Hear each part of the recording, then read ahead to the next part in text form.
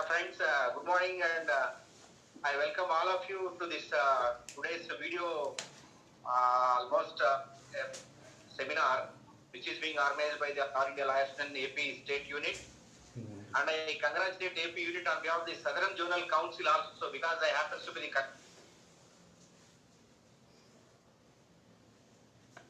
congratulate the AP Unit for taking a lead in conducting these type of programs. Yesterday, I have witnessed the lecture on criminal law by Shankara Pagar also.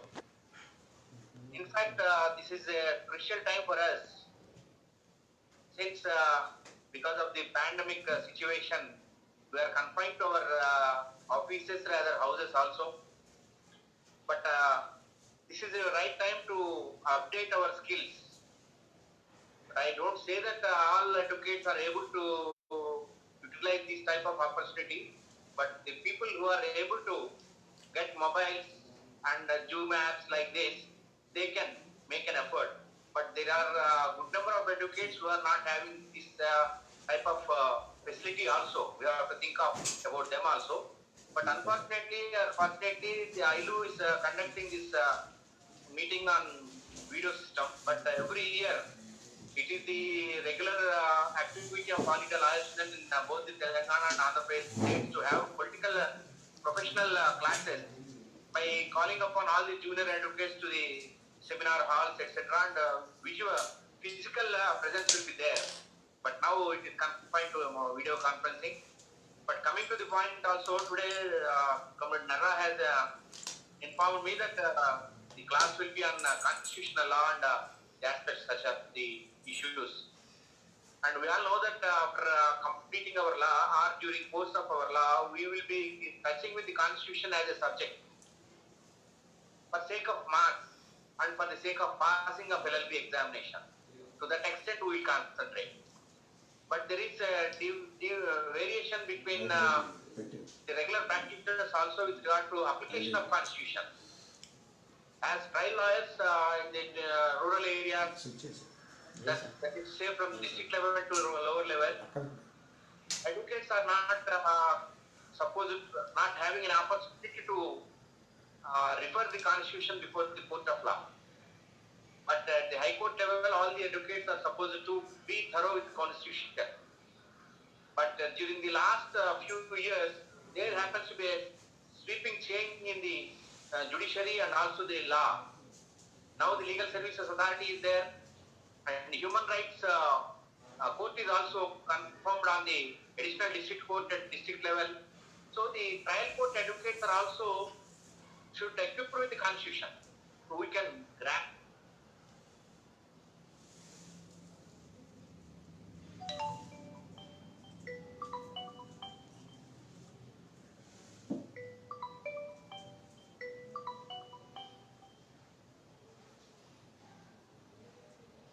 Social responsibility of the society. Then we can identify the issues acting with the constitution. Maybe with regard to the untouchability, maybe with regard to the fundamental rights, maybe with regard to the human rights, recently this pandemic issue. These are the issues where we can concentrate on by taking the advantage of articles of constitution. Part 3 of the constitution is very much clear with regard to the fundamental rights. The advocates are also should be trained with or equipped with the fundamental rights, because day in and day out we can tackle these issues before court of law. So now my request and endeavor for all of you is that let us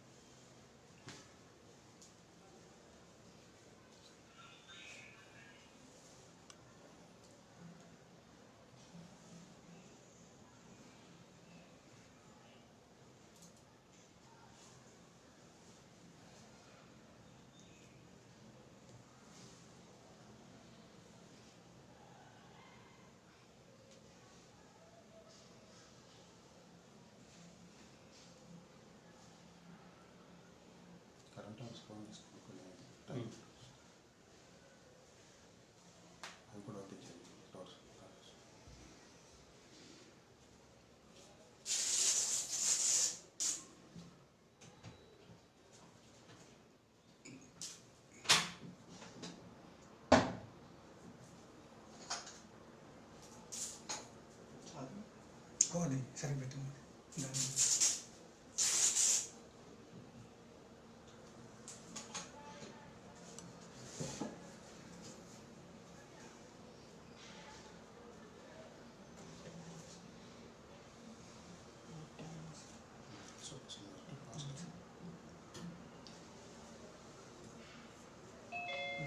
okay sir. Sir okay okay sir, please continue. Please continue sir, please continue. Hello? Please continue sir. Lakshmana, I request you to enlighten all these aspects because you happen to be a senior-most leader who is fighting for the cause of the public, common public, and being the MSc for 2 terms. I feel that, and I happen to be your junior in the university. I know your capacity and caliber. I request you to enlighten all the advocate members in this meeting. Thank you, Lakshmana. Thank you.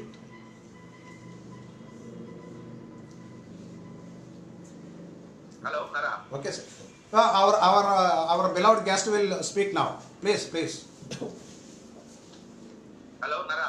Okay sir, our beloved guest will speak now. Okay, sir, you please. ఈరోజు ఐలు All India Lawyers union ఆధ్వర్యంలో ఈ live కార్యక్రమాన్ని వీక్షిస్తున్న న్యాయవాదులు, legal ప్రొఫెషన్లో ఉన్న అనేక మంది ప్రముఖులు, అలాగే టీచర్లు, ఇతరులు అందరికి కూడా హృదయపూర్వక నమస్కారాలు తెలియజేస్తున్నాను. ఐలు ఆల్ ఇండియా లాయర్స్ యూనియన్ నా వరకు నాకు ఎంతో సన్నిహితమైనటువంటి సంస్థ. ముఖ్యంగా మన రాష్ట్రంలో ఐలు న్యాయవాదులు ఎవరైతే ప్లేడర్స్గా ఉన్నారో కోర్టులో, ఆ న్యాయవాదుల యొక్క సంక్షేమం కోసం, వాళ్ళ యొక్క ప్రొఫెషనల్ కాంపిటెన్సీ పెంచడం కోసం గత కొన్నేళ్లుగా పెద్ద ఎత్తున కృషి చేస్తూ ఉంది. అలాగే న్యాయ విద్యార్థుల కోసం కూడా వాళ్ళకి అనేక రకాలైనటువంటి శిక్షణ ఇవ్వటం, వాళ్ళు జడ్జెస్ పరీక్షలకు హాజరైనప్పుడు శిక్షణ ఇవ్వటం, ఇలాంటి కార్యక్రమాలన్నీ కూడా నిర్వహిస్తుంది. అందువల్ల ముందుగా ఈరోజు ఐలు ఆధ్వర్యంలో జరుగుతున్నటువంటి ఈ కార్యక్రమం, ఐలు నాయకులు, రాష్ట్ర నాయకులు అందరికీ కూడా నేను హృదయపూర్వకంగా అభినందనలు తెలియజేస్తున్నాను. ఈరోజు చర్చించబోతున్నటువంటి ప్రధానమైనటువంటి అంశం భారత రాజ్యాంగం ప్రాథమిక హక్కులు, ఆదేశిక సూత్రాలు, fundamental rights and directive principles of state policy. ఈ అంశం మీద కొంతసేపు నేను మాట్లాడబోతా ఉన్నాను. నేను ఒక 25 సంవత్సరాలు హిందూ కాలేజ్ గుంటూరులో పొలిటికల్ సైన్స్ లెక్చరర్గా పనిచేశాను, రాజనీతి శాస్త్ర అధ్యాపకుడిగా. ఆ సమయంలో ఇండియన్ కాన్స్టిట్యూషన్ టీచ్ చేసే సందర్భంలో ఎక్కువ భాగం మరి ఫండమెంటల్ రైట్స్, డైరెక్టివ్ ప్రిన్సిపల్స్ ఇవి సాధారణ పరిభాషలో టీచ్ చేయడం జరిగింది. లీగల్ పరిస్థితి వేరుగా ఉంటుంది. అందువల్ల ఈరోజు ఆ 2 అంశాలకు ప్రాధాన్యత ఇస్తూ నేను మాట్లాడబోతున్నాను. ముందుగా మనం భారత రాజ్యాంగం ఒక ఉన్నతమైనటువంటి రాజ్యాంగం. డాక్టర్ అంబేద్కర్, బాబు రాజేంద్ర ప్రసాద్ నాయకత్వంలో మనకి తెలుసు ముసాయిదా కమిటీ అంటాం మనం, డ్రాఫ్టింగ్ కమిటీ ఒక అద్భుతమైన కృషి చేసింది. దాదాపు డాక్టర్ అంబేద్కర్ నాయకత్వాన ముసాయిదా కమిటీ ఆ రోజున 60 రాజ్యాంగాలను పరిశీలించింది. 60 రాజ్యాంగాల్ని కంపారిటివ్ స్టడీ చేసింది ఆ రోజు. ఆ కంపారిటివ్ స్టడీ ఫలితంగా మనకు ఒక ఉత్తమమైనటువంటి రాజ్యాంగం మనకు లభ్యమైంది. అంతేకాదు భారత రాజ్యాంగ రచనకి, రాజ్యాంగ పరిషత్కి దాదాపు 3 సంవత్సరాలు పట్టింది. బహుశా ప్రపంచంలో ఏ రాజ్యాంగం రాయడానికి ఇంతసేపు పట్టిండదు ఇంతకాలం. ఉదాహరణకి United states of America, USA రాజ్యాంగం రాయడానికి కేవలం 4 నెలల కాలం పట్టింది. 3 సంవత్సరాల కాలం మన రాజ్యాంగం రాయడానికి పట్టింది. డాక్టర్ అంబేద్కర్ని అడిగారు విలేకరు, సరే ఎందుకు ఇంత సమయాన్ని తీసుకున్నారు? ఆయన ఒకటే చెప్పాడు, భారతదేశంలో ఉన్నంత భిన్నత్వం, డైవర్సిటీ ఈ భూమి మీద ఏ దేశంలో కూడా లేదు. ఈ భిన్నత్వాన్ని సంరక్షించాలి. ఈ భిన్న జాతులు, భిన్న ప్రజల యొక్క భిన్నత్వం కలిగినటువంటి ప్రజలందరి ప్రయోజనాలు రక్షించే విధంగా మేము రాజ్యాంగాన్ని రూపొందించాల్సిన బాధ్యత మా మీద పడింది అని చెప్పేసి ఆయన చెప్పడం జరిగింది. అందుకని ముసాయిదా కమిటీ రాజ్యాంగ నిర్మాత డాక్టర్ బిఆర్ అంబేద్కర్ నాయకత్వంలో ఒక ఉన్నతమైన రాజ్యాంగాన్ని మరి 60 రాజ్యాంగాలను అధ్యయనం చేసి రూపొందించడం జరిగింది, మన అందరికీ తెలిసినటువంటి విషయం. అందువల్లే డాక్టర్ అంబేద్కర్ రాజ్యాంగ నిర్మాత, ఆయన ప్రత్యేకించి అధ్యయనం చేశారు రాజ్యాంగాన్ని గురించి. ఈరోజు కూడా భారత రాజ్యాంగం ఒక రిలవెంట్ డాక్యుమెంట్, ఒక రిలవెంట్ చట్టంగానే మనం భావిస్తా ఉన్నాం. ఎందుకంటే 2000 సంవత్సరంలో భారత రాజ్యాంగాన్ని పరిశీలించడానికి, సమీక్ష చేయడానికి ఒక కమిషన్ వేశారు. ఎంఎన్ ఆయన వెంకటాచల కమిషన్ అని చెప్పేసి. ఆ కమిషన్లో 11-12 మంది సభ్యుల్ని పెట్టారు.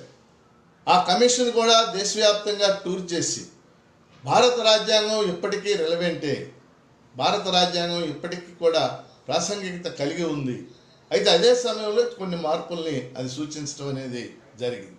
అందువల్ల ఒక ఉన్నతమైనటువంటి భారత రాజ్యాంగం ఈరోజు మన ప్రజల్ని కాపాడుతూ, మన దేశంలో భిన్నత్వాన్ని కాపాడుతూ గత 70 ఏళ్ళుగా మన దేశ సమైక్యతని, సమగ్రతని కూడా కాపాడిందని చెప్పేసి నేను చెప్తూ, ముందుగా రాజ్యాంగ నిర్మాత డాక్టర్ బిఆర్ అంబేద్కర్కి ఈ సందర్భంగా నేను ప్రత్యేకంగా నివాళులు అర్పిస్తా ఉన్నాను.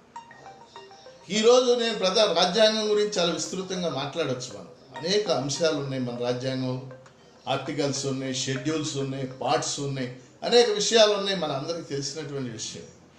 కానీ వాళ్ళు అంత విస్తృతంగా మనం చర్చ చేయకుండా నేను ఒక 2 అంశాలు ఈ క్లాసులో ఈరోజు నేను తీసుకోవడానికి ప్రయత్నం చేస్తున్నాను. మొదటి అంశం ఫండమెంటల్ రైట్స్, రెండో అంశం directive principles of state policy. వీటి గురించి నేను కొంతసేపు చర్చ చేస్తాను. ముందుగా ఫండమెంటల్ రైట్స్, ప్రాథమిక హక్కులు అంటున్నాం మనం తెలుగులో. ఫండమెంటల్ రైట్స్ గురించి మనం మాట్లాడబోయే ముందు హక్కుల గురించి మానవ సమాజ చరిత్రని ఒక్క క్షణం అలా వీక్షిస్తే ప్రాచీన కాలం నుంచి ఇప్పటిదాకా కూడా మానవ జాతి మొత్తం వాళ్ళ ఆరాటం, పోరాటం కూడా తమకు కావాల్సినటువంటి హక్కుల గురించి. నిజం చెప్పాలంటే మానవ జీవితంలో ఆదిమ సమాజంలో మరి వేటాడే దశలో మాత్రమే హక్కుల ప్రస్తావన లేదు, మానవుల హక్కుల గురించి వాళ్ళకి ఆలోచన లేదు. కానీ వ్యవసాయం పుట్టిన తర్వాత, అదేవిధంగా ఆస్తి పుట్టిన తర్వాత, ఆస్తి అనేది పుట్టిన తర్వాత మానవ సమాజంలో ఆధిపత్యం ప్రారంభమైంది. సమాజంలో కొన్ని ఆధిపత్య వర్గాలు, కొన్ని పనిచేసే వర్గాలుగా తయారయ్యారు. మనకు తెలుసు. ఆధిపత్య వర్గాల నుంచి మాకు హక్కులు కావాలి అని ప్రజలు ఆరాటపడటం ఇదే చరిత్ర. మనం చరిత్ర గమనిస్తే చరిత్ర మొత్తం మనకి ఏం కనపడతా ఉంది? మానవ సమాజంలో అణచివేతకు గురైన వర్గాలు ఆధిపత్య వర్గాల నుంచి తమకు హక్కులు కావాలని చెప్పేసి పోరాటం చేస్తాం. మనం ప్రాచీన కాలంలో చదువుతాం. స్పార్టకస్ అని చెప్పేసి మీలో కొంతమంది ఆ పుస్తకం చదివి ఉంటారు. స్పార్టకస్ అనే అతను ఒక బానిస. ఆ రోజు ఐరోపా సమాజంలో బానిస వ్యవస్థ ఉండేది. బానిసలు తమ హక్కుల కోసం స్పార్టకస్ నాయకత్వంలో ఒక పెద్ద పోరాటం చేశారు. ఇందులో ఆసక్తి ఉన్నటువంటి వాళ్ళు ఆ పుస్తకం చదవని వాళ్ళు చదవాలి. విశాలాంధ్ర బుక్ హౌస్లో స్పార్టకస్ అనేటటువంటి పుస్తకం లభ్యమవుతుంది. అప్పటి నుంచి కూడా మానవ జాతి హక్కుల కోసం అనేక పోరాటాలు చేస్తూ వచ్చింది. ఈ పోరాటాలకి ఒక ఉన్నత స్థాయి 1215లో జరిగింది. మనందరం చరిత్రలో అంటాం 1215వ సంవత్సరం. మరి మనందరూ గుర్తుండున్నట్లయితే 2015లో ఆ ఉత్సవాన్ని కూడా మనం జరిపాం. 1215లో ఇంగ్లాండ్ ప్రజలు తమ హక్కుల కోసం రాజుకి ఒక పత్రాన్ని సమర్పించారు. అధికారాలన్నీ నీకే కాదు, మాకు కొన్ని హక్కులు కావాలి అని చెప్పేసి. దాన్నే మనం మ్యాగ్నా కార్టా అంటాం ఇంగ్లీష్. అంటే హక్కుల ఉద్యమంలో, హక్కుల పోరాటంలో ఒక అత్యున్నతమైనటువంటి ఘట్టం మ్యాగ్నా కార్టా. మ్యాగ్నా కార్టా అంటే హక్కుల పత్రం. ఇంగ్లాండ్ ప్రజలు తమ రాజుని మాకు హక్కులు కావాలి అని చెప్పేసి డిమాండ్ చేశారు. ఆ విధంగా ప్రారంభమైనటువంటి ఇంగ్లాండ్ ప్రజల పోరాటం 1688లో రాజరికాన్ని రక్తరహిత విప్లవం ద్వారా కూలదోసి ప్రజాస్వామ్య వ్యవస్థ స్థాపించుకునేదాకా పయనించింది మన అందరికీ తెలుసు. అందుకని హక్కుల ఉద్యమం అనేది సాధారణమైంది కాదు. ఇక్కడ ఒక ముఖ్యమైన అంశం అందరి ప్రేక్షకులు అందరి దృష్టికి తీసుకురాదలుచుకున్నది ఏంటంటే, మానవ సమాజంలో హక్కులను లిఖితపూర్వకంగా తమ రాజ్యాంగంలో రూపొందించుకున్న మొట్టమొదటి రాజ్యాంగం USA, United states of America. మనకి అందరి 1688లో ఇంగ్లాండ్లో రక్త రహిత విప్లవం జరిగింది. 1776లో అమెరికాలో విప్లవం జరిగింది జార్జ్ వాషింగ్టన్ నాయకత్వాన్ని. 1789లో ఫ్రెంచ్ విప్లవం జరిగింది. ఈ 3 విప్లవాలు ప్రపంచంలో హక్కులు, అలాగే ప్రజాస్వామ్యం, పార్లమెంటరీ ప్రజాస్వామ్యం మొదలైనటువంటి అంశాలను ముందుకు తీసుకొచ్చింది. ఇది ఎందుకు చెప్తున్నానంటే, నేను మానవులకి లిఖితపూర్వకంగా హక్కులు ఇవ్వటం అనేది అమెరికా రాజ్యాంగంతో ప్రారంభం. అంతకుముందు మనం అలిఖితపూర్వకంగా హక్కులు అడిగాం, ఉద్యమాలు చేసాం, ప్రజలు మానవ జాతి పోరాటం చేసింది. కానీ లిఖితపూర్వకంగా మాకు హక్కులు అనేవి యునైటెడ్ స్టేట్స్ ఆఫ్ అమెరికా కాన్స్టిట్యూషన్లో మనం బిల్ ఆఫ్ రైట్స్ అంటే, అమెరికా రాజ్యాంగంలో బిల్ ఆఫ్ రైట్స్ అనేది ఒక భాగం. ఆ బిల్ ఆఫ్ రైట్స్ ద్వారా మానవులకి హక్కులు లభించింది.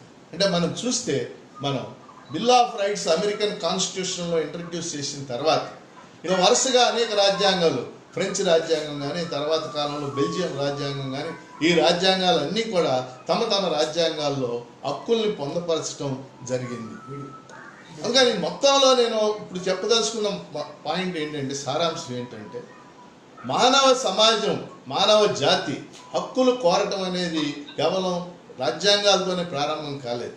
ప్రాచీన కాలం నుంచి జరుగుతున్నటువంటి పోరాటాల ఫలితంగా, మ్యాగ్నా కార్టా ఫలితంగా, అలాగే విప్లవాల ఫలితంగా మానవ సమాజం ఈ హక్కులన్నీ సాధించుకుంది. హక్కులు ఎవరిచ్చినటువంటి దయాపేక్ష కాదు అనేది నేను చెప్పదలుచుకున్న మొదటి అంశం. ఇక మనం రెండో అంశానికి వద్దాం. భారత రాజ్యాంగం రాసేటప్పుడు హక్కుల గురించి చాలా పెద్ద చర్చ జరిగింది. ఏ హక్కులు ఉండాలి, భారత ప్రజలకు మనం ఏ హక్కులు ఇవ్వాలి అని చెప్పేసి. అప్పుడు రాజ్యాంగ పరిషత్తు జేబీ కృపలాని నాయకత్వంలో ఒక సబ్ కమిటీ వేసింది. జేబీ కృపలాని మీలో చాలామంది ఆయన పేరు వినుంటారు, గొప్ప నాయకుడు ఆయన, కాంగ్రెస్ అధ్యక్షుడిగా పనిచేసి. జేబీ కృపలాని నాయకత్వంలో కమిటీ వేసి, ఆ కమిటీలో ఆయనతో పాటు 7 మంది సభ్యులు ఉన్నారు.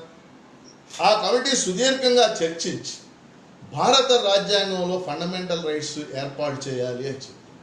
అందుకని ఈ చర్చ మొత్తం ఫలితంగా భారత రాజ్యాంగంలో ప్రాథమిక హక్కులు అంటే ఫండమెంటల్ రైట్స్ చోటు చేసుకున్నాయి.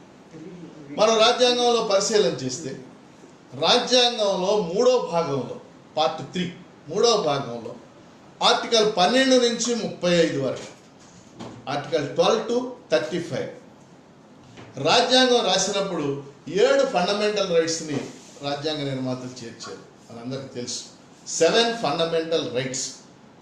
ఇవి రాజ్యాంగంలో పార్ట్ 3లో ఆర్టికల్ 12 to 35 ఈ ఫండమెంటల్ రైట్స్ చేర్చబడింది. వాస్తవంగా భారత రాజ్యాంగంలో ఫండమెంటల్ రైట్స్కి ప్రాతిపదిక bill of rights. United States కాన్స్టిట్యూషన్లో ఉన్నటువంటి బిల్ ఆఫ్ రైట్స్ని ప్రాతిపదిక చేసుకుని ఈ ఫండమెంటల్ రైట్స్ని చేర్చడం అనేది జరిగింది.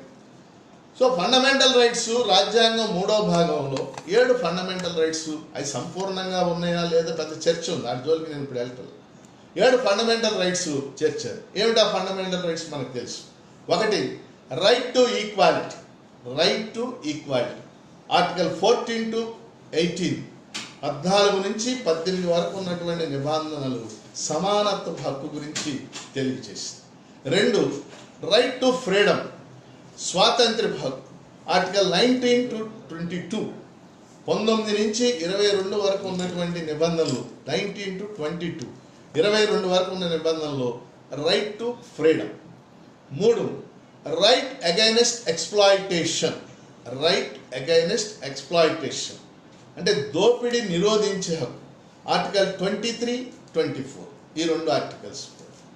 4, రైట్ టు రిలీజియన్, మత స్వాతంత్ర్య హక్కు 25 to 28.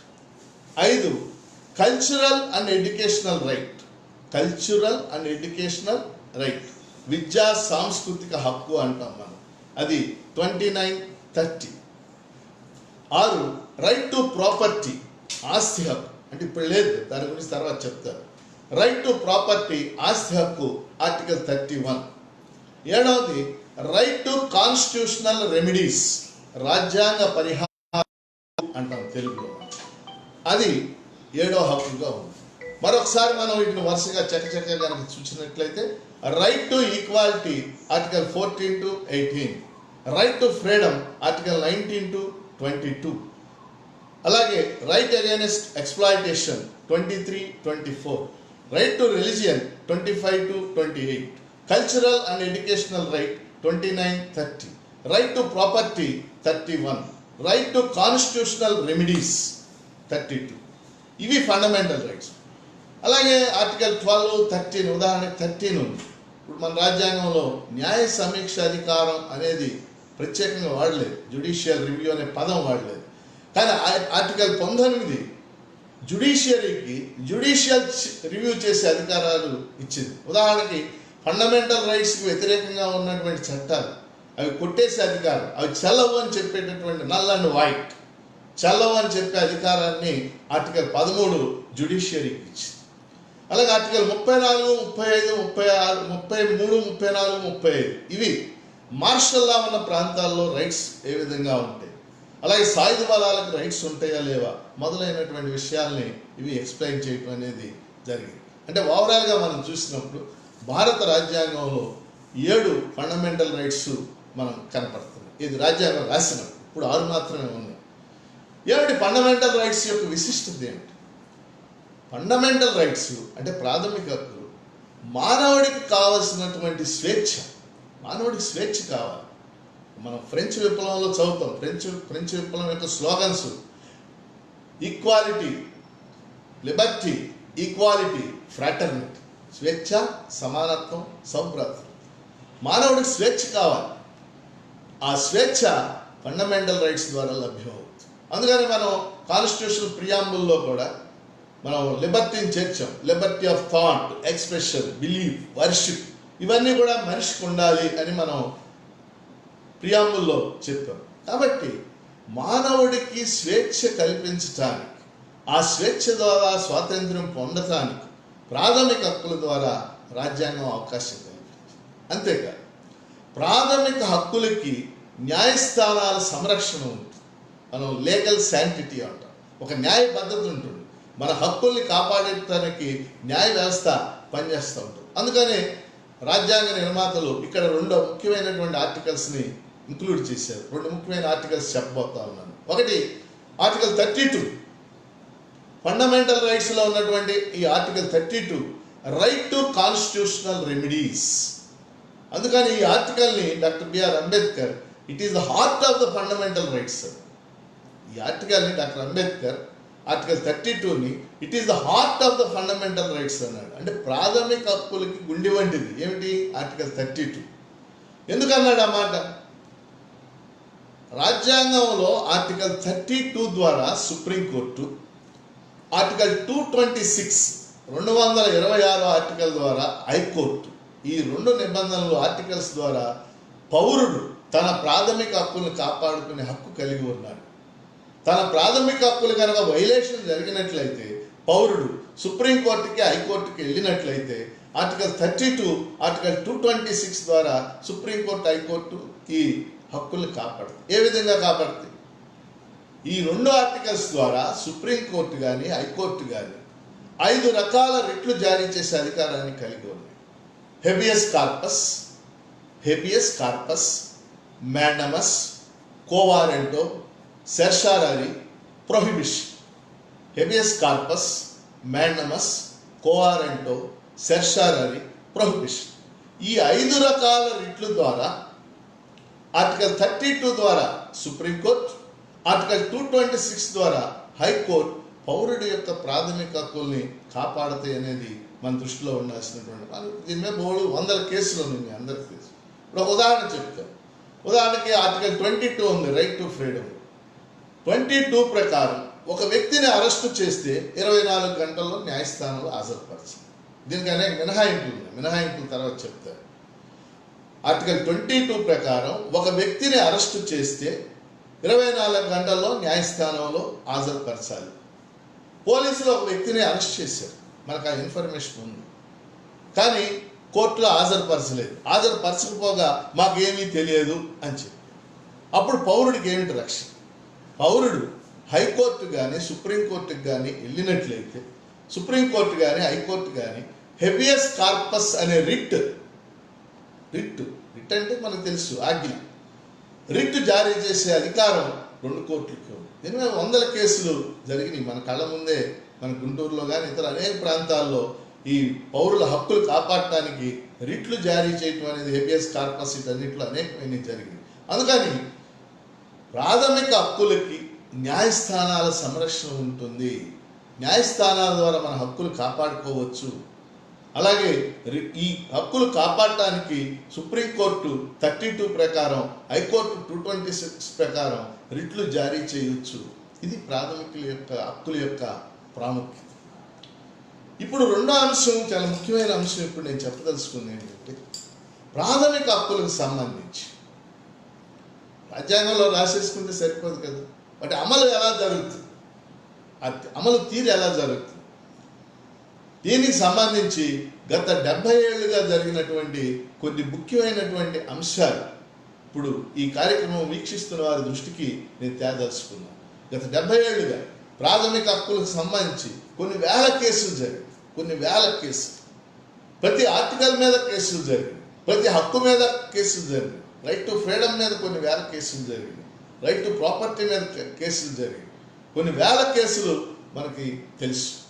దీని అన్నిటి జోలికి వెళ్లకుండా కొన్ని ముఖ్యమైనటువంటి అంశాలు గత 70 ఏళ్ళుగా ప్రాథమిక హక్కులు అమలు చేయటంలో జరిగినటువంటి కొన్ని ముఖ్యమైన అంశాలు, కొన్ని ముఖ్యమైన కేసులు, ఒక 4-5 అంశాలు ఇప్పుడు ఈ కార్యక్రమాన్ని వీక్షిస్తున్న వారి దృష్టికి తేవాలని భావిస్తా ఉన్నాను.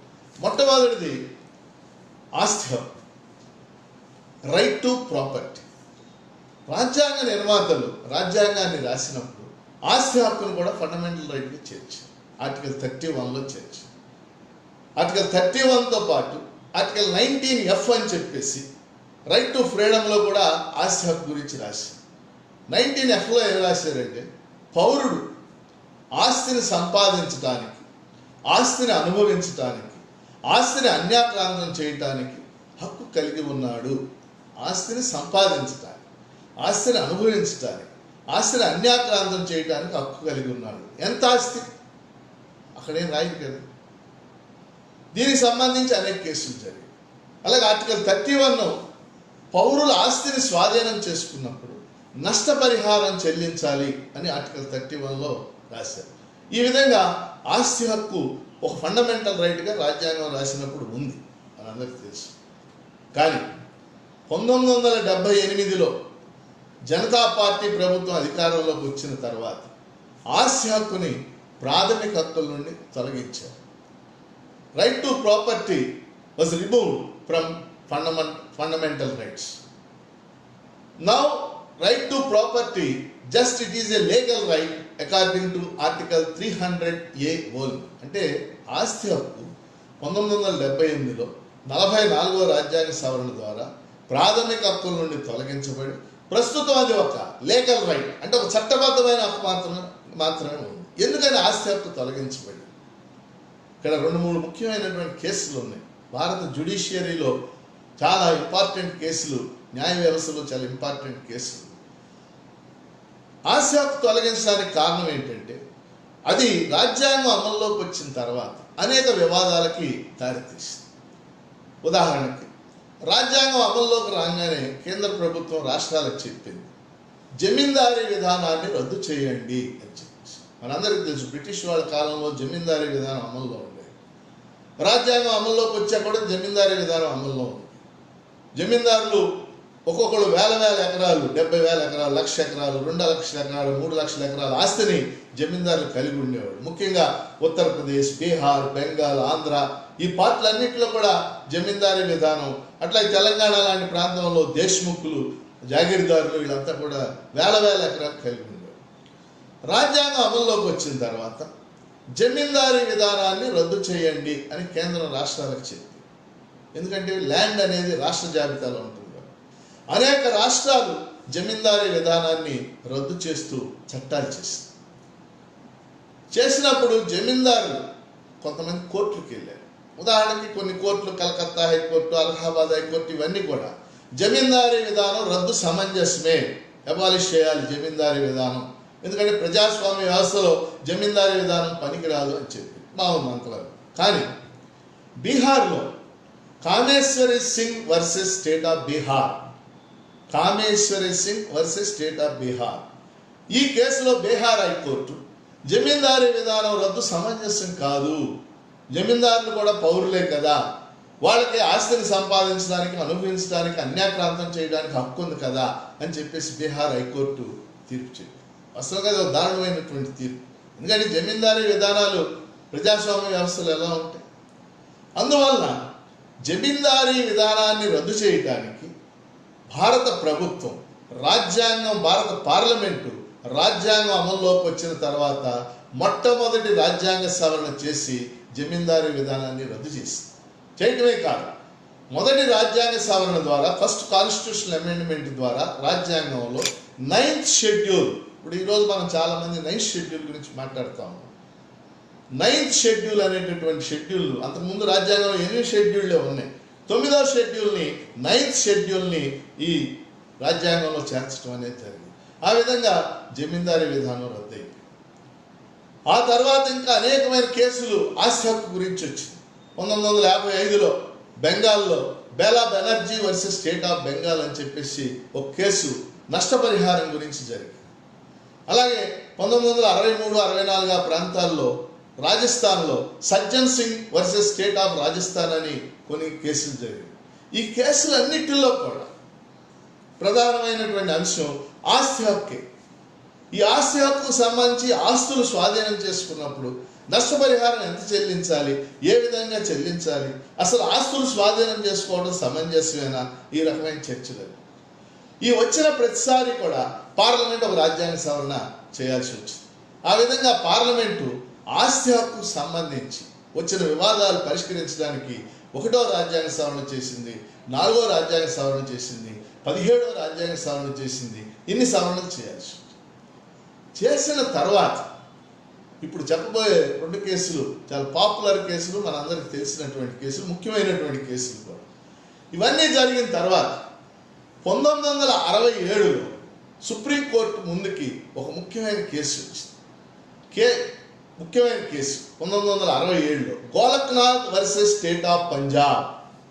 Golaknath versus state of Punjab. ఈ కేసు ఆస్తి హక్కుకు సంబంధించినటువంటి కేసు.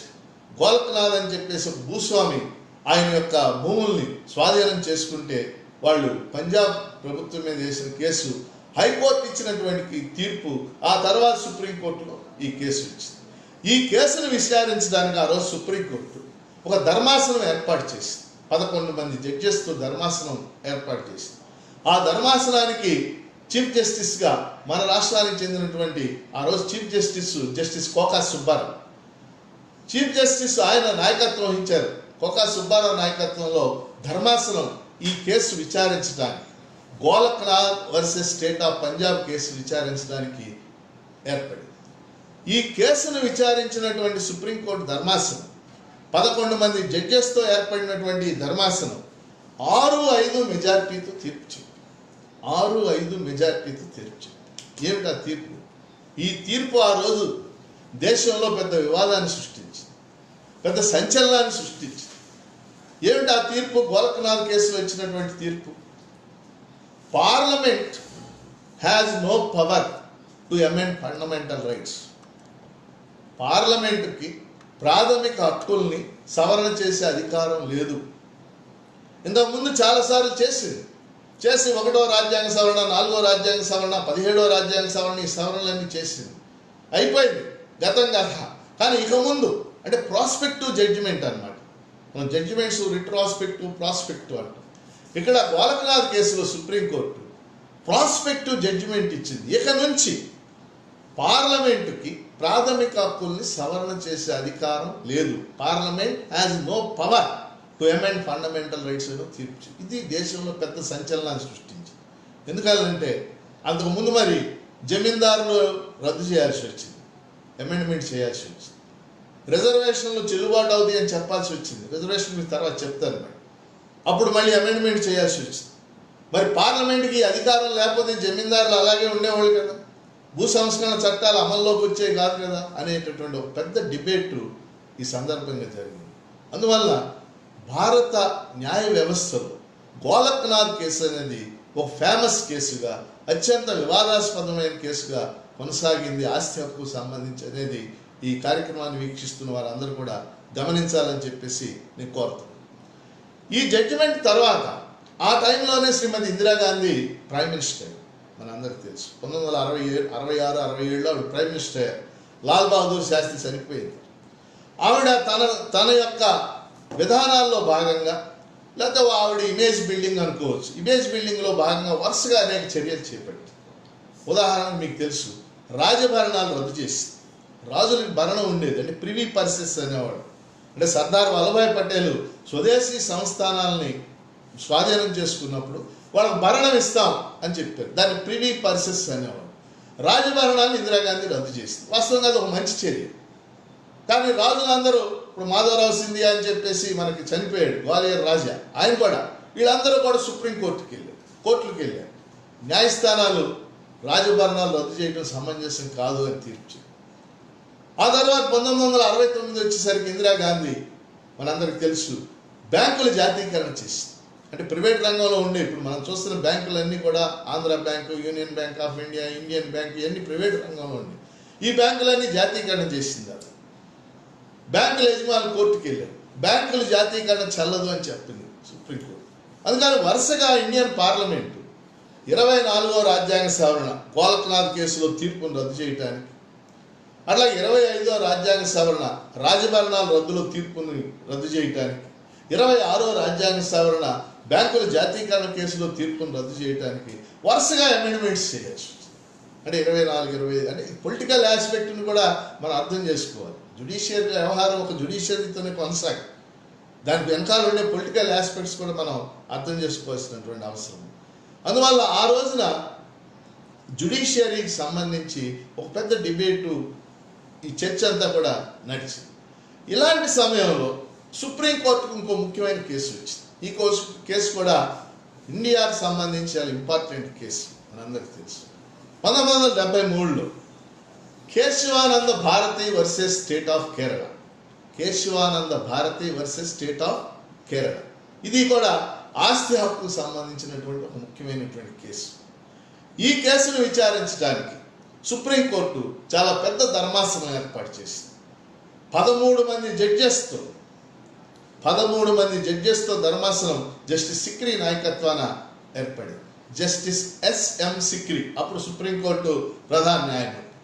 13 మంది జడ్జెస్ నాయకత్వాన్ని ఏర్పడినటువంటి ధర్మాసనం కేసును విచారించి, కేశవానంద భారతి వర్సెస్ కేరళ కేసును విచారించి ఒక తీర్పు చెప్పింది. 9-4 మంది జడ్జెస్ ఒకవైపు, 4 జడ్జెస్ ఒకవైపు తీర్పు చెప్పింది. ఏమిటి ఆ తీర్పు? చాలా ముఖ్యమైనటువంటి తీర్పు ఇది. Parliament has the power to amend fundamental rights. Golaknath కేసులో పార్లమెంట్ హ్యాస్ నో పవర్ అని సుప్రీంకోర్టు. ఇక్కడ ఏమంటుందంటే parliament has the power to amend fundamental rights. ప్రాథమిక హక్కుల్ని సవరణ చేసే అధికారం పార్లమెంట్కి ఉంది. అయితే parliament has the power to amend the fundamental rights without changing the basic structure of the constitution. ఇది important. The basic structure of the constitution అంటే రాజ్యాంగ మౌలిక స్వరూపం మార్చకుండా పార్లమెంటుకి ప్రాథమిక హక్కులను సవరణ చేసే అధికారం ఉంది అని సుప్రీంకోర్టు తీర్చింది.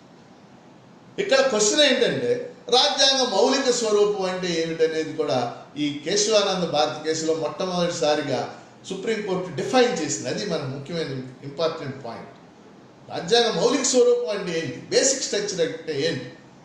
Justice S.M. సిక్రీ తదితర జడ్జెస్ చెప్పారు. బేసిక్ స్ట్రక్చర్ అంటే ఏంటంటే రాజ్యాంగ ఆధిక్యత ఒక అంశం. రాజ్యాంగ ఆధిక్యత, సుప్రమసీ ఆఫ్ ద కాన్స్టిట్యూషన్ ఒక ప్రధానమైనటువంటి అంశం. రెండవది లౌకిక విధానం కొనసాగటం. మూడవ ముఖ్యమైనటువంటి అంశం మరి ఫెడరలిజం సమాఖ్య విధానం కొనసాగటం. నాలుగవది పార్లమెంటరీ ప్రజాస్వామ్యం, పార్లమెంటరీ డెమోక్రసీ కొనసాగటం. ఐదవది మరి supremacy of the judiciary, that means independence of the judiciary యొక్క స్వయం ప్రతిపత్తి, ఇండిపెండెన్స్, స్వాతంత్ర్యత కొనసాగటం. ఈ అంశాలన్నింటినీ కూడా మరి రాజ్యాంగ మౌలిక స్వరూపంగా రోజున చెప్పడం జరిగింది. అంటే ఇక్కడ విషయం కేశవానంద భారత్ కేసులో రెండు ముఖ్యమైన అంశాలు. ఒకటి, పార్లమెంటుకు ప్రాథమిక హక్కుల్ని సవరణ చేసే అధికారం ఉంది అని చెప్పారు. రెండవ ముఖ్యమైనటువంటి అంశం ఏంటంటే మరి మౌలిక స్వరూపాన్ని, అంటే basic structure of the constitution మొట్టమొదటిసారిగా సుప్రీంకోర్టు డిఫైన్ చేయాలి. ఈ అంశాలు అని. ఆ విధంగా కేశవానంద భారత్ కేసు జరిగింది. ఈ గోలక్నాథ్ కేసు జరిగినప్పుడు కానీ, కేశవానంద భారత్ కేసు జరిగినప్పుడు కానీ, మధ్యలో ఈ రాజభరణాల రద్దు కేసులు ఈ జరిగినప్పుడు కానీ ఇండియాలో ఒక పెద్ద డిబేట్ జరిగింది. ఏమిటా డిబేట్? ప్రాథమిక హక్కులు గొప్పవా, ఆదేశిక సూత్రాలు గొప్పవా? ఈ చర్చ ఆ రోజు అనేక మంది లేవనెత్తారు. సామాజిక శాస్త్రవేత్తలు, వీళ్ళందరూ కూడా సామాజిక కార్యకర్తలు.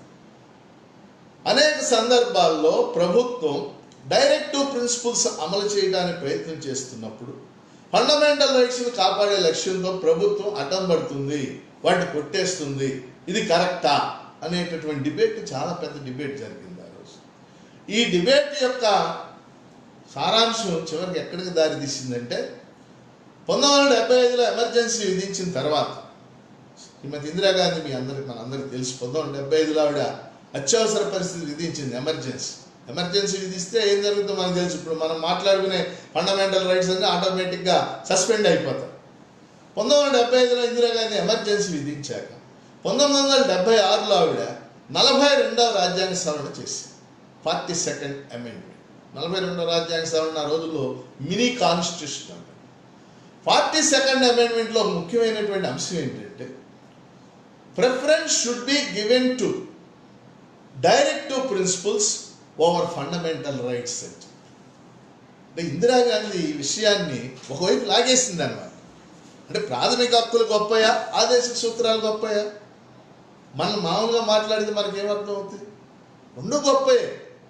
డాక్టర్ అంబేద్కర్ ఒకటే మాట చెప్పాడు, fundamental rights and directive principles are heart and soul of the constitution అన్నమాట. Heart and soul.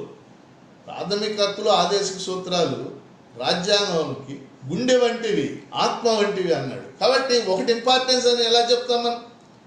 అంటే ఏది ముఖ్యం అనేది ఆ సందర్భాలను బట్టి ఆధారపడి ఉంటుంది. కానీ ఇందిరాగాంధీ ఇక్కడ ఏం చేసిందంటే, ప్రాథమిక హక్కులు ఏం చేసుకుంటారా మీరు? జనాన్ని అందరిని అరెస్ట్ చేశాడు, జైల్లో పెట్టింది ఒక పక్కన, ఎమర్జెన్సీ, ఫండమెంటల్స్ రైట్స్ లేవు. ఆ టైంలో ఇందిరాగాంధీ ఏమంటుందంటే, అప్పుడు ఆవిడ న్యాయశాఖ మంత్రి ఉండేవాడు హెచ్ఆర్ గోఖలే అని, ఆయన చేత చెప్పించింది. ఏమంటుంది ఆవిడ? ఫండమెంటల్ రైట్స్ ఏం చేసుకుంటారా, తింటారా వాటిని? డైరెక్టివ్ ప్రిన్సిపల్స్ అవసరం మనకి, సామాజిక న్యాయం మనకు కావాలి, ఆర్థిక న్యాయం కావాలి. ఇప్పుడు అంటుంది ఈ మాట ఆవిడ, when people badly needs fundamental rights, ఆవిడ డైరెక్టివ్ ప్రిన్సిపల్స్ గురించి మాట్లాడు. ఆ విధంగా 42వ రాజ్యాంగ సవరణ ద్వారా డైరెక్టివ్ ప్రిన్సిపల్స్కి ఆవిడ ప్రాముఖ్యత ఇచ్చింది. ఆ తర్వాత 77లో ఎలక్షన్స్ జరిగినాయి. 1977 ఇందిరాగాంధీ నాయకత్వాన్ని కాంగ్రెస్ ఓడిపోయింది దారుణంగా. జనతా పార్టీ గెలిచింది. జనతా పార్టీ గెలిచాక ఒక కేసు వచ్చింది 1980. ఆ case Minerva Mills versus union of India అనే కేసు వచ్చింది. ఆ కేసులో సుప్రీంకోర్టు చాలా స్పష్టంగా ప్రాథమిక హక్కులు, ఆదేశిక సూత్రాలు రెండు గొప్పవే, రెండింటి మధ్య సమతౌల్యత ఉండాలి, రెండు ఒకదాని మీద ఒకటి ఆధిక్యం చెలాయించకూడదని చాలా స్పష్టంగా ఇచ్చింది. అంటే ఇందాక నేను జమీందారీల రద్దు దగ్గర నుంచి, భూ సంస్కరణ చట్టాల దగ్గర నుంచి, గోలక్నాథ్ కేసు దగ్గర నుంచి, కేశవానంద భారత కేసు దగ్గర నుంచి, మినర్వా మిల్స్ కేసు దాకా వీటన్నిటిలో ఇమిడి ఉన్న అంశం ఏంటంటే ఆస్తి హక్కు. అంటే ఒక 40 ఏళ్ల పాటు భారతదేశంలో రాజ్యాంగం అమల్లోకి వచ్చిన తర్వాత ఆస్తి హక్కు పెద్ద వివాదాన్ని సృష్టించింది. అందువల్లనే చివరికి జనతా పార్టీ ఇన్ని వివాదాలకు ఆస్తి హక్కు కారణమవుతుంది కాబట్టి ఆస్తి హక్కుని ప్రాథమిక హక్కుల నుండి తొలగిద్దామని భావించి 1978లో 44వ రాజ్యాంగ సవరణ ద్వారా ఆస్తి హక్కుని ప్రాథమిక హక్కుల నుండి తొలగించారు. Now right to property no more a fundamental right, just it is a legal right according to article 300A. అందుకని ఇక్కడ మనం ప్రధానంగా మరి రాజనీతి శాస్త్ర విద్యార్థులు కానీ, న్యాయ విద్యార్థులు కానీ తెలుసుకోవాల్సింది, Kesavananda Bharat case important, Golaknath case important, 9వ షెడ్యూల్. ఎందుకంటే ఇవాళ 9వ షెడ్యూల్ ఒక ముఖ్యమైన పాత్ర పోషిస్తుంది, అది తెలుసుకోవటం ఒక ఇంపార్టెంట్ అని చెప్పేసి మీ అందరికి తెలియజేస్తాను. అందుకని ఫండమెంటల్ రైట్స్ అమల్లోకి వచ్చిన తర్వాత పెద్ద డిబేట్ జరిగింది అంతా గత 70 ఏళ్ళుగా ఆస్తి హక్కు గురించి. మొదటి 40 ఏళ్ళు ఇది ఒక అంశం. ఇక రెండో అంశానికి వద్దాం. రెండో అంశం రిజర్వేషన్లకు సంబంధించినటువంటి అంశం. భారతదేశంలో మనందరికీ తెలుసు, పెద్ద సమూహం ఈ భారతదేశంలో ఊరికి దూరంగా ఉంచబడి అణచివేతకు గురయ్యారు. దళితులు, గిరిజనులు, బీసీలు రకరకాల అణచివేతలకు గురయ్యారు. ఈ అణచివేత కేవలం ఆర్థికపరమైనటువంటి అణచివేత కాదు. ఆర్థిక అణచివేత, సామాజిక అణచివేత, సాంస్కృతిక అణచివేత. ఈ అణచివేత కారణం మీద రాజ్యాంగంలో పెద్ద డిబేట్ జరిగింది. రాజ్యాంగ పరిషత్తులు ఏం చేయాలి మనం? రిజర్వేషన్లు అనే అంశం ఆ రోజున స్పష్టంగా ప్రత్యక్షంగా చెప్పకుండా రాజ్యాంగ నిర్మాతలు 2 చోట్ల చెప్పారు. ఆదేశిక సూత్రాల్లో 46వ నిబంధన అంటే ఆర్టికల్ 46 షెడ్యూల్ కులాలు, షెడ్యూల్ తెగలు, అణచివేతకు గురైన వర్గాలకు విద్యాపరంగాను ఇతరత్ర ప్రత్యేక సౌకర్యాలు కల్పించాలి. ఇది ఆర్టికల్ 46. అంతేకాదు రాజ్యాంగంలో 16వ భాగం అని ఉంది, పార్ట్ 16. పార్ట్ 16లో ఏం చెప్పారంటే special provisions relating to certain classes, కొన్ని తరగతులకు సంబంధించిన ప్రత్యేక నిబంధనలు అని చెప్పి ఎస్సీలకి, ఎస్టీలకి పొలిటికల్ రిజర్వేషన్లు ఉండాలి. అంటే లోక్సభలో, శాసనసభల్లో రిజర్వేషన్లు ఉండాలి. అలాగే ప్రత్యేకంగా కొన్ని నియామకాల్లో రిజర్వేషన్లు ఉండాలి. ఇవన్నీ కూడా చెప్పారు. అట్లాగే ఆర్టికల్ 340 అని చెప్పేసి ఉంది ఈ 16వ భాగంలోనే. బీసీల యొక్క స్థితిగతులు విచారించడానికి అప్పుడప్పుడు కమిషన్లు వేయాలి అని చెప్పేసి ఇది చెప్పారు. కాబట్టి ఈ దేశంలో శతాబ్దాల తరబడి అణచివేతకు గురైన వర్గాలు, ముఖ్యంగా దళితులు, గిరిజనులు, బీసీలు, వీళ్ళకి రిజర్వేషన్లు కల్పించాల్సినటువంటి బాధ్యత రాజ్యాంగ నిర్మాతల మీద, రాజ్యాంగం అమల్లోకి వచ్చిన తర్వాత పార్లమెంటు మీద ఏర్పడింది. స్లోగా అమలు చేయటం ప్రారంభమైంది. రిజర్వేషన్లు అమలు చేయటం ప్రారంభమైంది. కేంద్ర ప్రభుత్వం ఎస్సీ ఎస్టీల రిజర్వేషన్ కల్పించింది. రాష్ట్రాలకు కూడా ఆదేశాలు ఇచ్చి ఆయా రాష్ట్రాల రిజర్వేషన్ కల్పించమని చెప్పింది. కానీ రాజ్యాంగంలో మనందరికీ తెలుసు రైట్ టు ఈక్వాలిటీ 14 నుంచి 18 వరకు రాయబడింది. అక్కడ ఏం చెప్పారు? ఆర్టికల్ 14 ఈక్వాలిటీ బిఫోర్ లా, అంటే చట్టం ముందు పౌరులందరూ సమానులే. Article 15 there should not be any discrimination on the grounds of caste, class, religion, sex and race అని చెప్పింది 15వ నిబంధన. అంటే పౌరుల మధ్య కులపరమైన, మతపరమైన, జాతిపరమైన, లింగపరమైన వివక్షత చూపించరాదు. ఇది 15వ నిబంధన చెప్పింది. 16వ నిబంధన ప్రభుత్వ ఉద్యోగ అవకాశాలు అందరికీ సమానంగా కల్పించాలి. నిబంధనలు మనం గుర్తుపెట్టుకోవాలి. 14, 15, 16 వరుసగా ఈ 3 నిబంధనలు పౌరుల సమానత్వం గురించి చెప్పి ఇది మనం గుర్తుపెట్టు. రాజ్యాంగం అమల్లోకి వచ్చిన తర్వాత రిజర్వేషన్లు రాష్ట్రాలు, కేంద్రం అమలు చేయటం ప్రారంభించింది. ముఖ్యంగా ఎస్సీ ఎస్టీ రిజర్వేషన్. అందులో భాగంగా ఆ రోజు మద్రాసు రాష్ట్రం, తమిళనాడు అనం మీ అందరికీ తెలుసు, అప్పట్లో మద్రాసు రాష్ట్రం అనేవాడు. మద్రాసు రాష్ట్రం కూడా రిజర్వేషన్లు అమలు చేస్తే చంపకం దొరై రాజన్ అనే ఒక లేడీ స్టూడెంట్కి మద్రాసు మెడికల్ కాలేజీలో సీటు రాలేదు. ఆవిడ ఏం భావించిందంటే రిజర్వేషన్లు అమలు చేయటం వల్లే నాకు సీటు రాలేదు అని భావించి ఆవిడ సుప్రీంకోర్టులో కేసేసి, దీన్నే మనం Champakam Dorai Rajan versus union of India, వాస్తవంగా ముందు స్టేట్ మీద వేసింది, స్టేట్ ఆఫ్ మెడ్రాస్ మీద, తర్వాత యూనియన్ ఆఫ్ ఇండియా మీద కేసేసి Champakam Dorai Rajan versus union of India case. Champakam Dorai Rajan కేసును విచారించినటువంటి సుప్రీంకోర్టు కేసును విచారించి ఆవిడకి సీట్ ఇవ్వాల్సిందే తీర్చి. ఆవిడకి సీట్ ఇవ్వడం అంటే అర్థం ఏంటి? అంటే మద్రాసు మెడికల్ కాలేజీలో 100 సీట్లు ఉంటాయి. ఆవిడకి ఇంకో కుర్చీ వేసి 101 సీట్ ఇవ్వడం అనేది పెద్ద ఇష్యూ కాదు. కానీ సమస్య అది కాదు. ఆవిడకి సీట్ ఇవ్వడం అంటే అర్థం ఏంటంటే రిజర్వేషన్లు చెల్లవు అని చెప్పారు. అందుకని భారత పార్లమెంటు రిజర్వేషన్లకు సంబంధించి వెరీ ఫస్ట్ అమెండ్మెంట్, మొదటి రాజ్యాంగ సవరణలో 2 అంశాలు ఉంటాయి.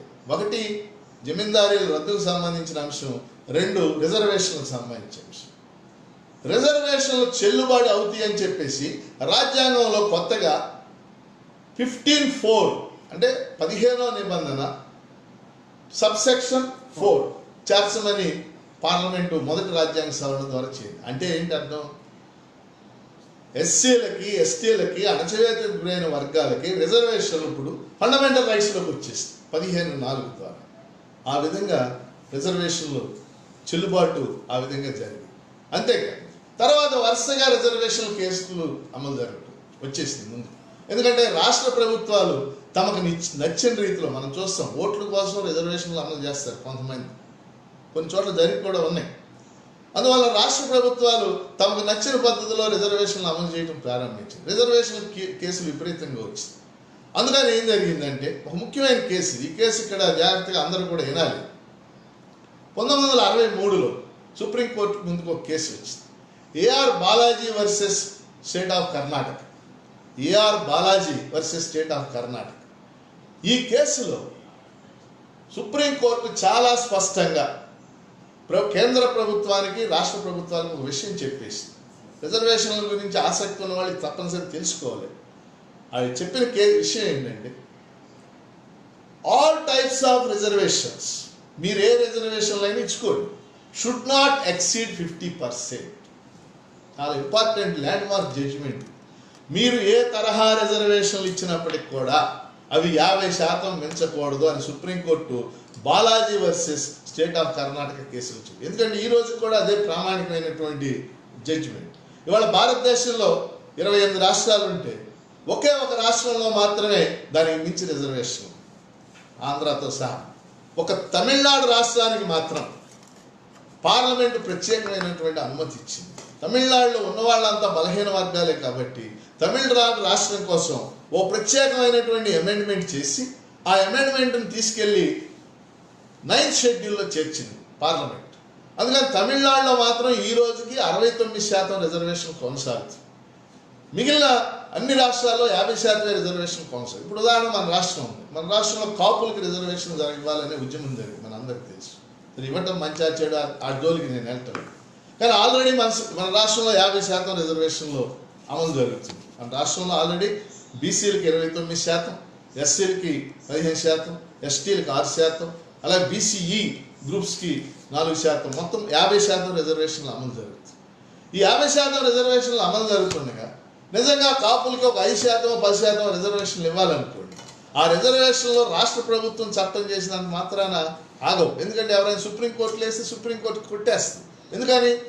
సుప్రీంకోర్టు జడ్జిమెంట్స్ అన్నీ 50% మించకూడదన్నాడు. అంటే ఆ చట్టం చేసి దానికి అనుగుణంగా పార్లమెంట్ చట్టం చేసి అది 9th షెడ్యూల్లో చేరిస్తేనే రిజర్వేషన్లు చేరుతుంది. అందుకని రిజర్వేషన్లకు సంబంధించి ఫండమెంటల్ రైట్స్లో ముఖ్యమైన case Balaji versus state of Karnataka. 50% రిజర్వేషన్లు మించకూడదు అని చెప్పేసి ఇది రెండో అంశం. ఇంకో ముఖ్యమైనటువంటి కేసు కూడా అర్థం చేసుకోవాలి మనం రిజర్వేషన్కి సంబంధించి. అదేంటంటే మండల్ కమిషన్ అని చెప్పేసి కమిషన్ వేసింది జనతా పార్టీ ప్రభుత్వం. బీసీలకు సంబంధించి వాళ్ళ స్థితిగతులు విచారించడానికి ఆ కమిషన్ వేసింది. మీలో చాలా మంది ఉంటారు, చాలా ఇంపార్టెంట్ కమిషనర్ ఇండియా. రాజకీయంగా కూడా అనేక మార్పులు సృష్టించిన కమిషనర్. మండల్ కమిషన్ ఈ దేశంలో 3000కు పైగా కులాలని గుర్తించి చాలా పెద్ద రిపోర్ట్ అది. మండల్ కమిషన్ రిపోర్టు ఇంతలా ఉంటుంది, పెద్ద రిపోర్ట్ అది.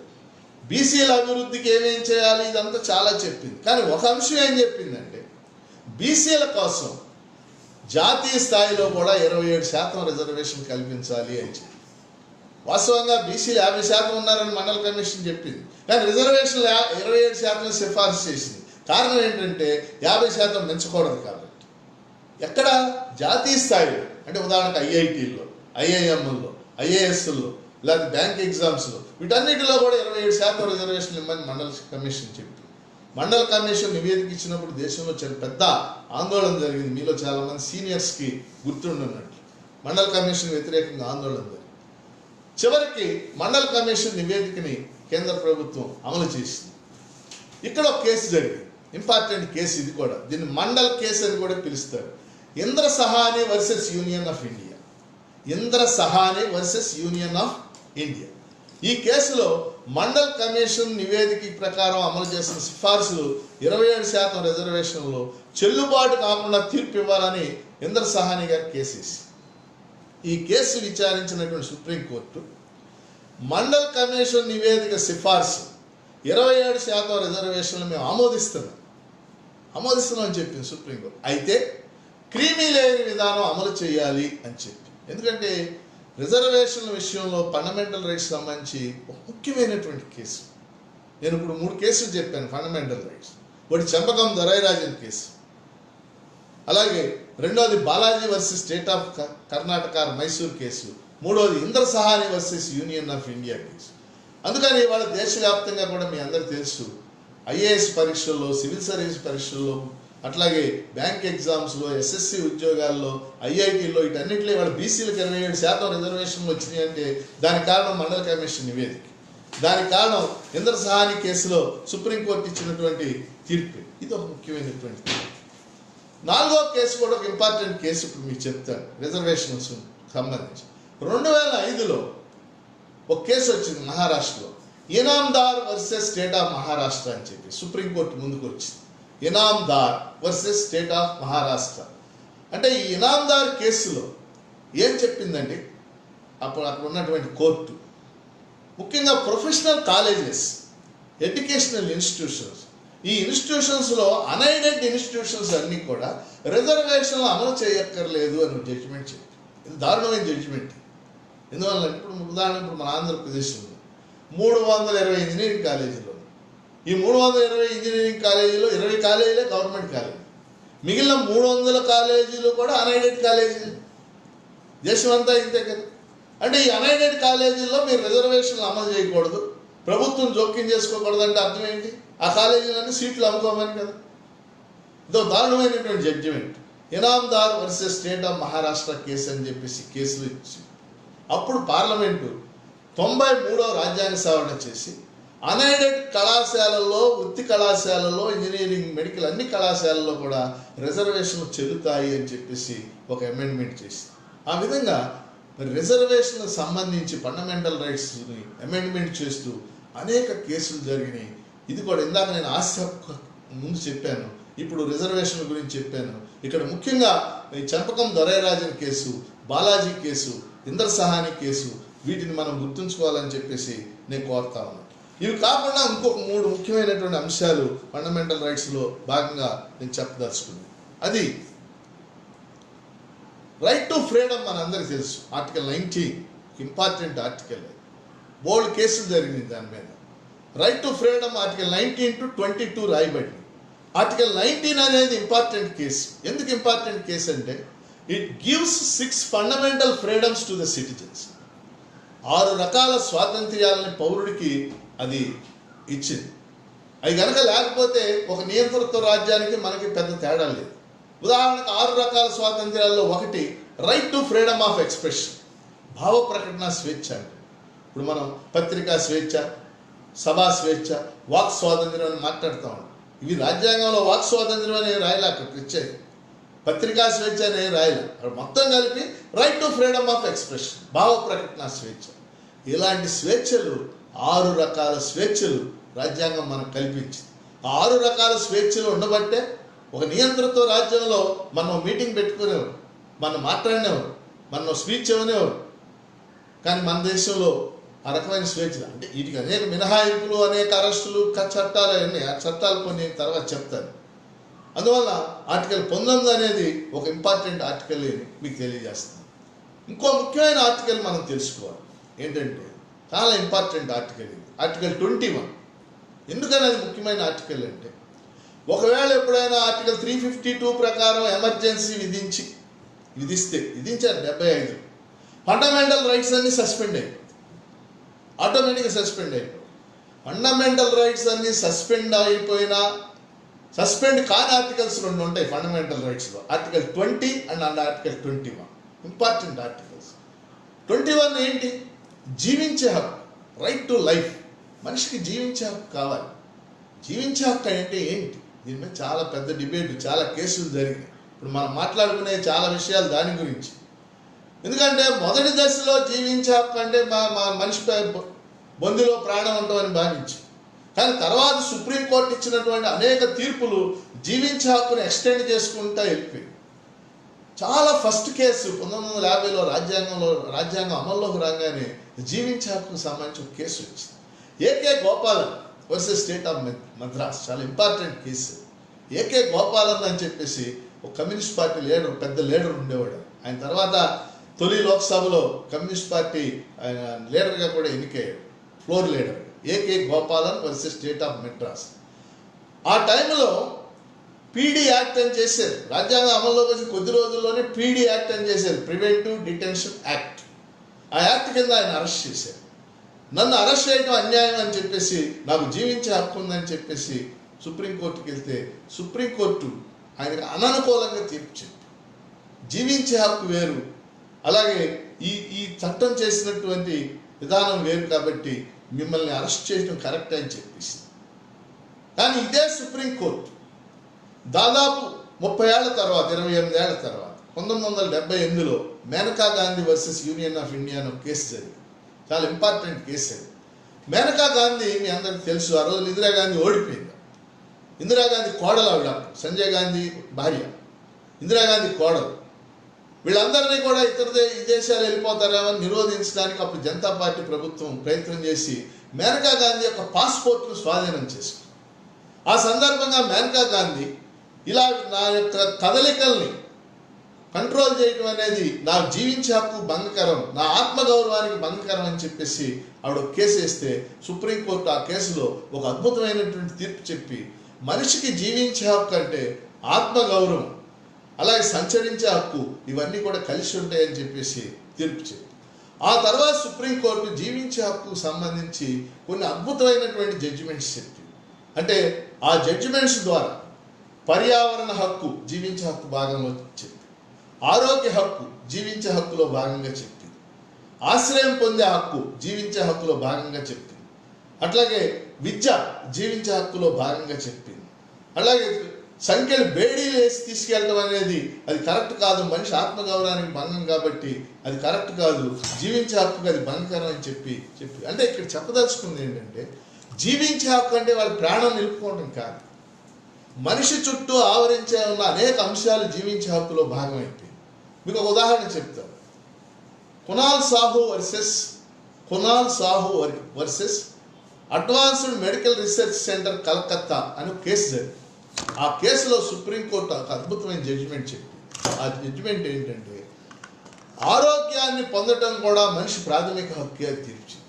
ఆరోగ్యాన్ని పొందటం కూడా మనిషి ప్రాథమిక హక్కు అని చెప్పి. ఎందుకంటే ఇవాళ కరోనా నేపథ్యంలో మనం చూస్తున్నాం, ఇవాళ కరోనా సంక్షోభం నేపథ్యంలో మనం చూస్తే ఆరోగ్యం, వైద్య ఆరోగ్య రంగాలు ఎంత ఇంపార్టెంటో మనం చూస్తూ ఉన్నాం.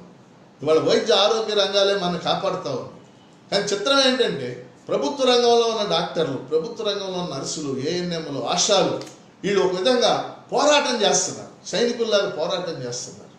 అంటే ఆరోగ్య రంగం పౌరుడి బాధ్యత, పౌరుడి హక్కు అయినప్పుడు అది ప్రభుత్వ రంగంలో అభివృద్ధి చెందితేనే పౌరుడికి హక్కులన్నీ రావడానికి అవకాశం.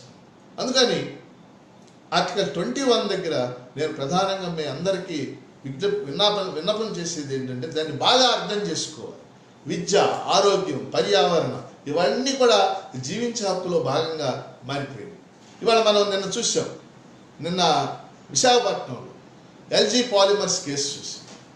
ఎల్జీ పాలిమర్స్లో అది లీక్ అయింది, వాయువు లీక్ అయింది. లీక్ అయి 12 మంది చచ్చిపోయారు, కొన్ని వేల మంది ఆ వాయువుని పీల్చారు. ఇప్పుడు ఆ పరిస్థితి ఏంటనేది మనం చూడాలి. మరి అది జీవించే హక్కు భంగకరమే కదా. నివాస ప్రాంతాల మధ్య అలాంటి రసాయన కర్మాగారం ఉండాల్సినటువంటి అవసరం ఏముంది? నివాస ప్రాంతాలు దూరంగా చాలా బంజరు భూములు ఉన్నాయి, ఆ దూరంగా పెట్టుకోవచ్చు కదా. అలా 1984లో భోపాల్ గ్యాస్ ట్రాజడీ అని చెప్పేసి జరిగింది, మన అందరికీ తెలుసు. కొన్ని వేల మంది భోపాల్ గ్యాస్ ట్రాజడీలో చచ్చిపోయారు.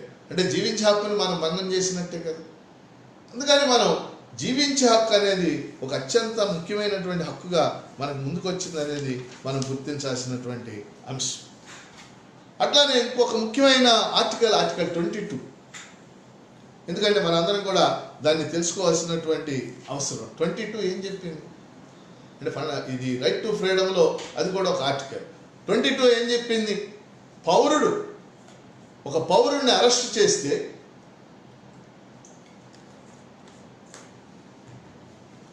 24 గంటల్లో న్యాయస్థానంలో హాజరుపరచాలి. అతను ఎంత పెద్ద తప్పిదమైనా చేయొచ్చు. కానీ మనం ఇచ్చే అనుభవంలో చూస్తూ ఉంటాం, చాలామందిని అరెస్ట్ చేసి రోజుల తరబడి లాకప్లోనో లేదా పోలీస్ స్టేషన్లో ఉంచడం మనం చూస్తాం.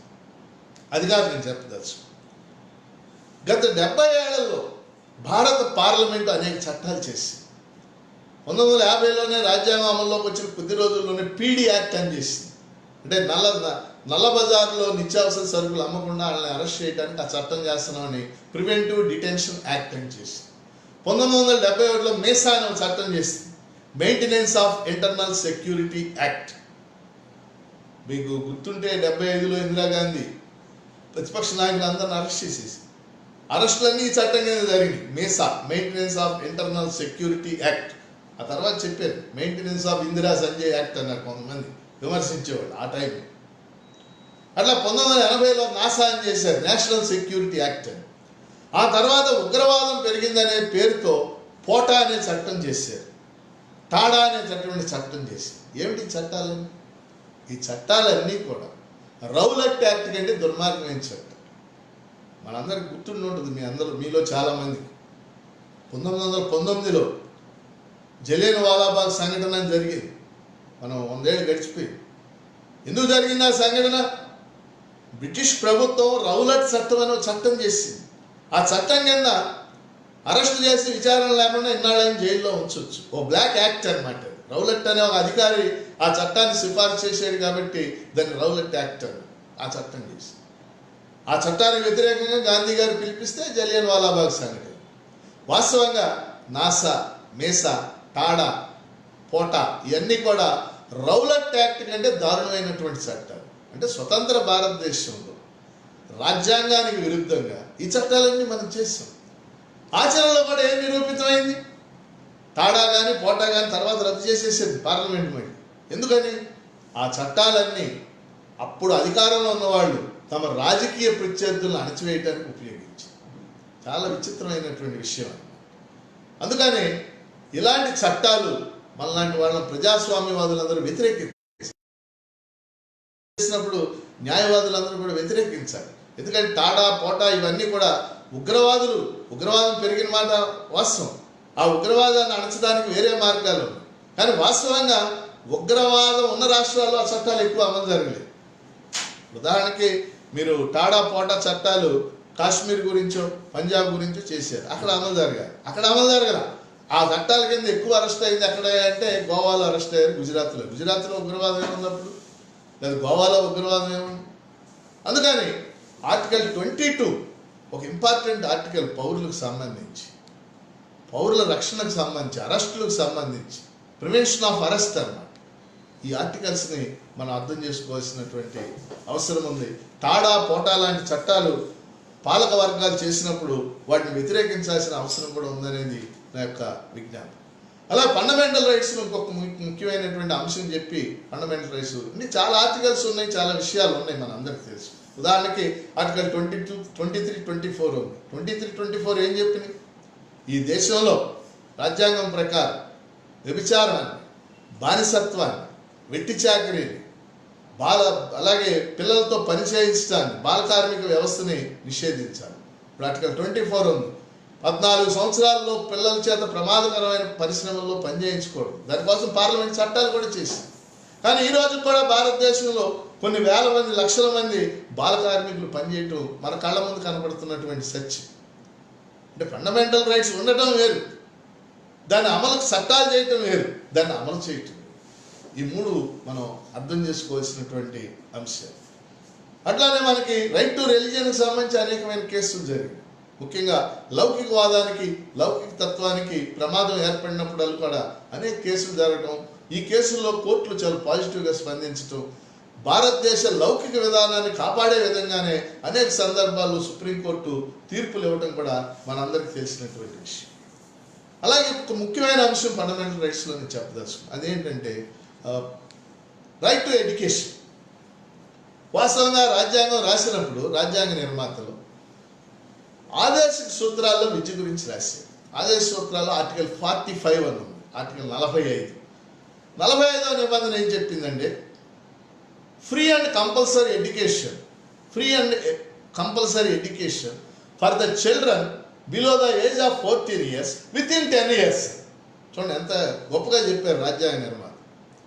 రాజ్యాంగం అమల్లోకి వచ్చిన 10 ఏళ్లలోగా భారతదేశంలో ఉన్న 14 సంవత్సరాల్లో పిల్లలందరికీ ఉచిత నిర్బంధ విద్య ఉండాలి. చాలా అద్భుతంగా రాజ్యాంగ నిర్మాతలు చెప్పారు. అంటే దాని అర్థం ఏంటి? 1960 నాటికి ఈ దేశంలో బడికెళ్ళని పిల్లోడు ఉంటానికి వీలు లేదు. అనేక స్కీమ్స్ అమలు చేశారు. ఏదో సర్వశిక్ష అభియానాన్ని ఇవన్నీ చాలా అమలు చేశారు. కానీ అనుకున్న లక్ష్యాన్ని సాధించలేకపోయారు. భారతదేశానికి బడికెళ్ళని పిల్లోడు విపరీతంగా ఉంటున్నారు. డ్రాప్ అవుట్స్ రేటు విపరీతంగా ఉంటుంది. అందువల్ల ఏం జరిగిందంటే 1992-93లో సుప్రీంకోర్టు ముందుకు 2 ఇంపార్టెంట్ కేసులు వచ్చాయి. తప్పనిసరిగా మనం తెలుసుకోవాల్సిన కేసు విద్య మీద ఆసక్తి ఉన్నవాడు. ఒక case Unnikrishnan versus state of Andhra Pradesh.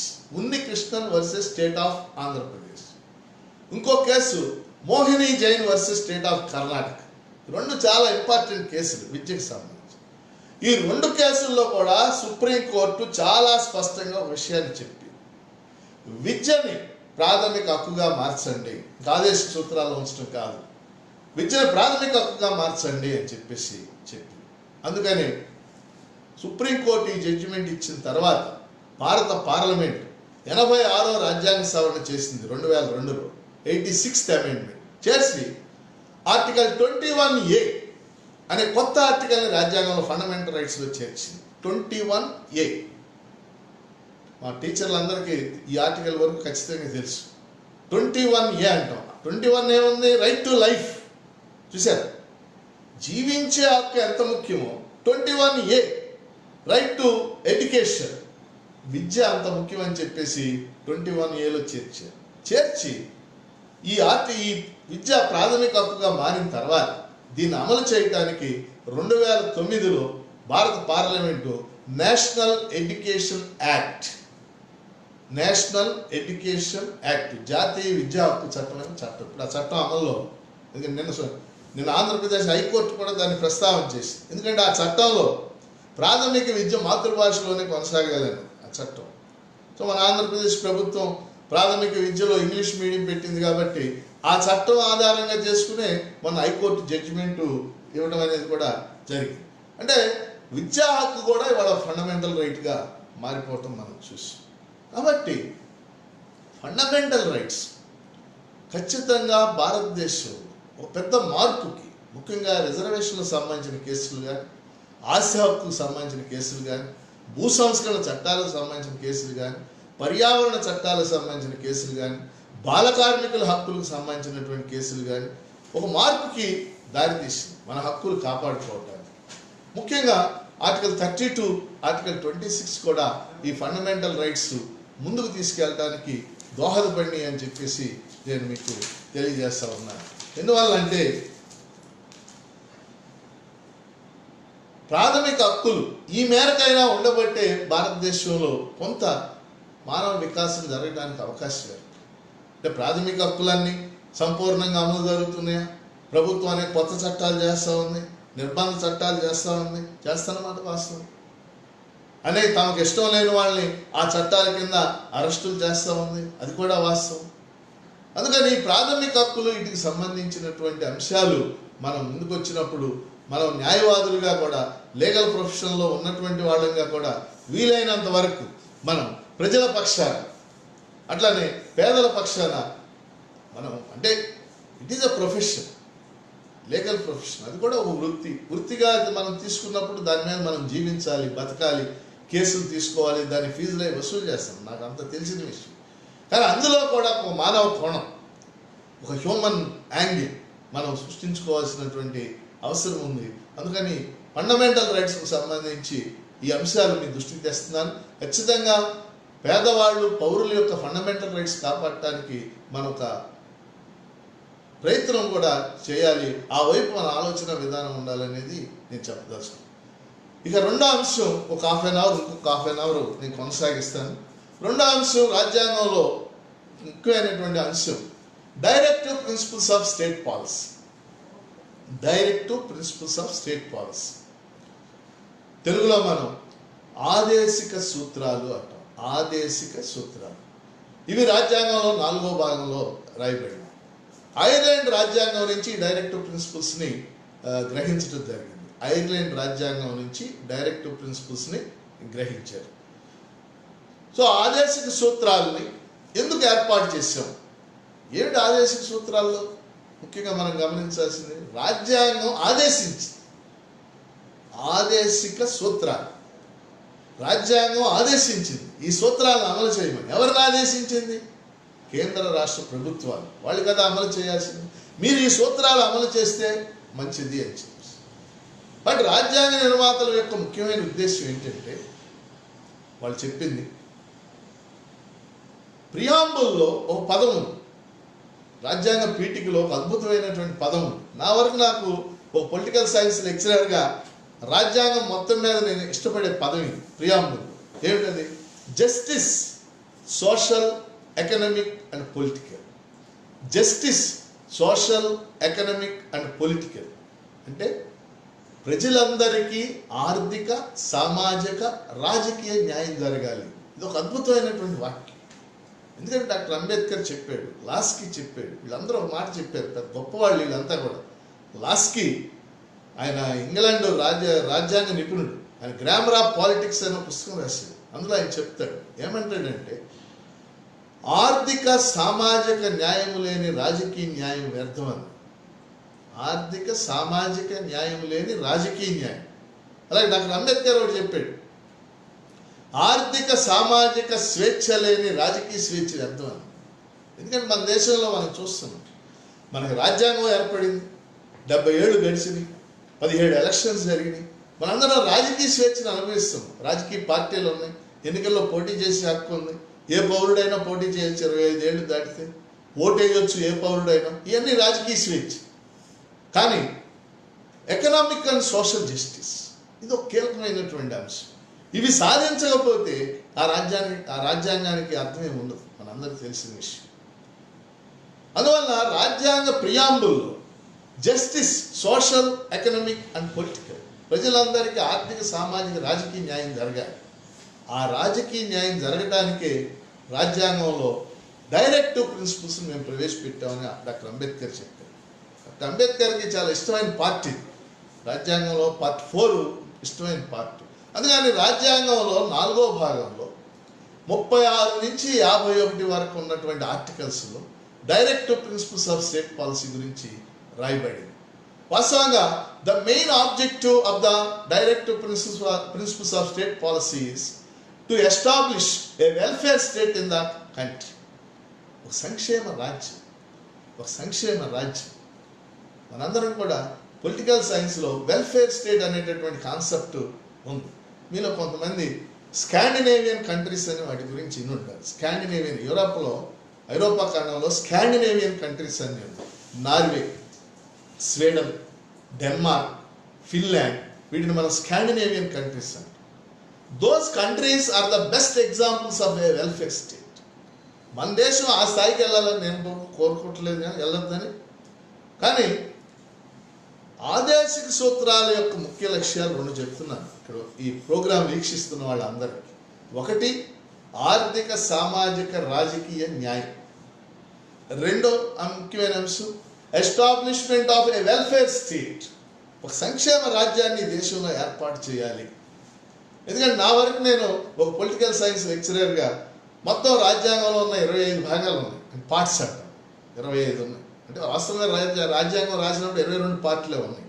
తర్వాత 4A fundamental duties, 14A administrative tribunals, 9A ఇట్లా మున్సిపాలిటీస్ ఇలా చేర్చారు. ఇప్పుడు 25 పార్ట్స్ ఉన్నాయి. 25 పార్ట్స్లో ఎవరైనా నాకు ఇష్టమైన పార్టీ ఏదైనా అడిగితే నేను డైరెక్టివ్ ప్రిన్సిపల్స్ స్టేట్ పాలసీ. ఎందుకంటే డైరెక్టివ్ ప్రిన్సిపల్స్ కానీ నిజంగా అమలు చేస్తే ఇది ఖచ్చితంగా సంక్షేమ రాజ్యం అయిపోతుంది. అందువల్ల రాజ్యాంగం ఏం చెప్పిందంటే డైరెక్టివ్ ప్రిన్సిపల్స్ ఆఫ్ స్టేట్ పాలసీలో వీటిని అమలు చేయాల్సిన బాధ్యత కేంద్ర రాష్ట్ర ప్రభుత్వాల మీద ఉంది అని చెప్పి. అమలు చేయకపోతే ఏం చేస్తారో ఏమీ లేదు. ఎందుకంటే డైరెక్టివ్ ప్రిన్సిపల్స్కి ఫండమెంటల్ రైట్స్కి ఇక్కడే తేడా ఉంది. Fundamental rights have legal sanctity, న్యాయబద్ధత ఉంది. న్యాయస్థానాలకు వెళ్ళి మన ఫండమెంటల్ రైట్స్ని మనం కాపాడుకోవచ్చు. ఆదేశిక సూత్రాలను ప్రభుత్వాలు అమలు చేయకపోతే మనం ఏమి చేయలేం. అది కేవలం మోరల్ శాంక్టిటీ అంటే వాటిని అమలు చేయాల్సిన నైతికమైన బాధ్యత కేంద్ర రాష్ట్ర ప్రభుత్వాల మీద ఉందనేది రాజ్యాంగంలో చెప్తున్నారు. ఎందువల్లంటే రాజ్యాంగం అమల్లోకి వచ్చినటువంటి 30-40 ఏళ్ళు డైరెక్టివ్ ప్రిన్సిపల్స్కి చాలా ప్రాధాన్యత ఇవ్వబడింది. న్యాయస్థానాలు కూడా మీరు ఆశ్చర్యపోతారు. కొంతమంది న్యాయమూర్తులు ముఖ్యంగా 1980s 70s 80s ఆ ప్రాంతాలు కొంతమంది న్యాయమూర్తుల గురించి మీరు తెలుసుకోవాలి. అంటే ఇంకా యంగ్ పీపుల్ జ్యుడిషియరీలో ఉన్న యంగ్ పీపుల్ ఎవరైనా ఈ ప్రోగ్రామ్ చూస్తున్నట్లయితే వాళ్ళు ముఖ్యంగా జస్టిస్ విఆర్ కృష్ణయ్య చాలా గొప్ప సుప్రీంకోర్టు న్యాయమూర్తిగా పనిచేశారు. గొప్ప జడ్జిమెంట్స్ చెప్పారు. జస్టిస్ పిఎన్ భగవతి చాలా గొప్ప జడ్జిమెంట్స్ ఆయన చెప్పాడు. అట్లానే జస్టిస్ ఓ చిన్నపరెడ్డి మన రాష్ట్రానికి చెంది సుప్రీంకోర్టు న్యాయమూర్తిగా పనిచేశారు. అలాగే జస్టిస్ వైవి చంద్రచూడ్ గురించి మీరు అందరూ విని ఉంటారు. 78 నుంచి 85 దాకా 7 ఏళ్ళు ఆయన సుప్రీంకోర్టు చీఫ్ జస్టిస్గా పనిచేశారు. అనేక హిస్టారికల్ జడ్జిమెంట్స్ చెప్పారు. అట్లా గజేంద్ర గడ్కర్ చీఫ్ జస్టిస్గా చేశారు. గజేంద్ర గడ్కర్ కానీ చిన్నపరెడ్డి కానీ అలాగే విఆర్ కృష్ణయ్య కానీ వీళ్ళు అద్భుతమైన జడ్జిమెంట్స్ చెప్పారు. వీళ్ళు చెప్పిన జడ్జిమెంట్స్లో ఎక్కువ భాగం ఆదేశిక సూత్రాలను ఏ విధంగా అమలు చేయాలి, ప్రజలకు ఏ విధంగా న్యాయం చేయాలనే తపన విపరీతంగా కనపడింది. ఎందుకంటే నేను ప్రత్యక్షంగా కొన్ని కేసులు చూశాను కాబట్టి అప్పట్లో చెప్తాను. నేను అప్పుడు ఆంధ్ర యూనివర్సిటీలో చదువుకునేటటువంటి వాడు. ఉదాహరణకి మీకు ఒక ఉదాహరణ చెప్తాను. 1982లో పెన్షన్స్ మీద పెద్ద డిబేట్ జరిగింది. ఇప్పుడు పెన్షన్స్ రిటైర్ అయిన ఉద్యోగులకి, ప్రభుత్వ ఉద్యోగులకి పెన్షన్ అంటాం మనం. అంటే వాడు 34 ఏళ్ళు సేవ చేశాడు కాబట్టి రిటైర్ అయిన తర్వాత నెలకి ఎంత ఇవ్వాలి పెన్షన్ అని చెప్పేసి ఈరోజు రిటైర్ అయిన ఉద్యోగులకు పెన్షన్ వస్తుంది. ఓపీఎస్ అంటాం, అంటే ఓల్డ్ పెన్షన్ స్కీమ్. 2004 నుంచి అది కూడా ఇవ్వడం మానేసేది. 1982లో సుప్రీంకోర్టు ముందుకు ఒక కేసు వచ్చింది. బిఎన్ భగవతి అంతా బెంచ్లో ఉన్నారు. ఈ కేసుని DS Nakara versus union of India అంటారు. DS Nakara NAKARA Nakara versus union of India అంటారు. ఈ కేసులో సుప్రీంకోర్టు చాలా స్పష్టంగా పెన్షన్ అనేది ఉద్యోగులకు ఇచ్చేటటువంటి భిక్ష కాదు, చాలా అద్భుతంగా చెప్పి భిక్ష కాదు, అది వాళ్ళ హక్కు. వాళ్ళు 40 ఏళ్ల పాటు సేవలు అందించారు. రిటైర్ అయిన తర్వాత వాళ్ళు డీసెంట్ లైఫ్ గడపాలి. అది వచ్చిన తర్వాతే దేశవ్యాప్తంగా ఉద్యోగులు అందరూ నేను కూడా పెన్షన్ పొందుతున్నాను. ఈ కేసే కాదు. అందుకని మేము అందరం కూడా Nakara was the father of pensions అంటాం. కానీ మెయిన్ హెల్ప్ చేసింది సుప్రీంకోర్టే. అద్భుతమైనటువంటి జడ్జిమెంట్స్ ఇచ్చారు. అట్లాగే సుప్రీంకోర్టు ఆ రోజుల్లో 1980-82 ఆ ప్రాంతాల్లో మనం చూస్తే PIL పబ్లిక్ ఇంట్రెస్ట్ లిటిగేషన్, ఆ పబ్లిక్ ఇంట్రెస్ట్ లిటిగేషన్స్ ఇంట్రడ్యూస్ చేసాకే జ్యుడిషియల్ యాక్టివిజం అనేది పెరిగింది. ఈ PILs పబ్లిక్ ఇంట్రెస్ట్ లిటిగేషన్స్ రావడంలో కూడా ఆదేశిక సూత్రాలు అమలు చేయడానికి ఉదాహరణకి మీకు గుర్తుండి ఉంటుంది. 1980-82లో ఇందిరాగాంధీ ఢిల్లీలో ఏషియాడ్ గేమ్స్ అని నిర్వహించింది. ఏషియన్ గేమ్స్ అంటాం,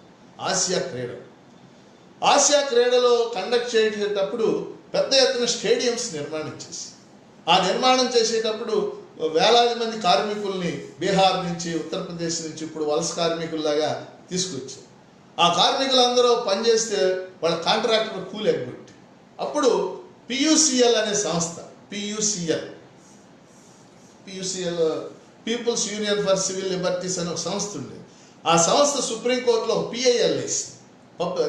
అది మొట్టమొదటి PIL.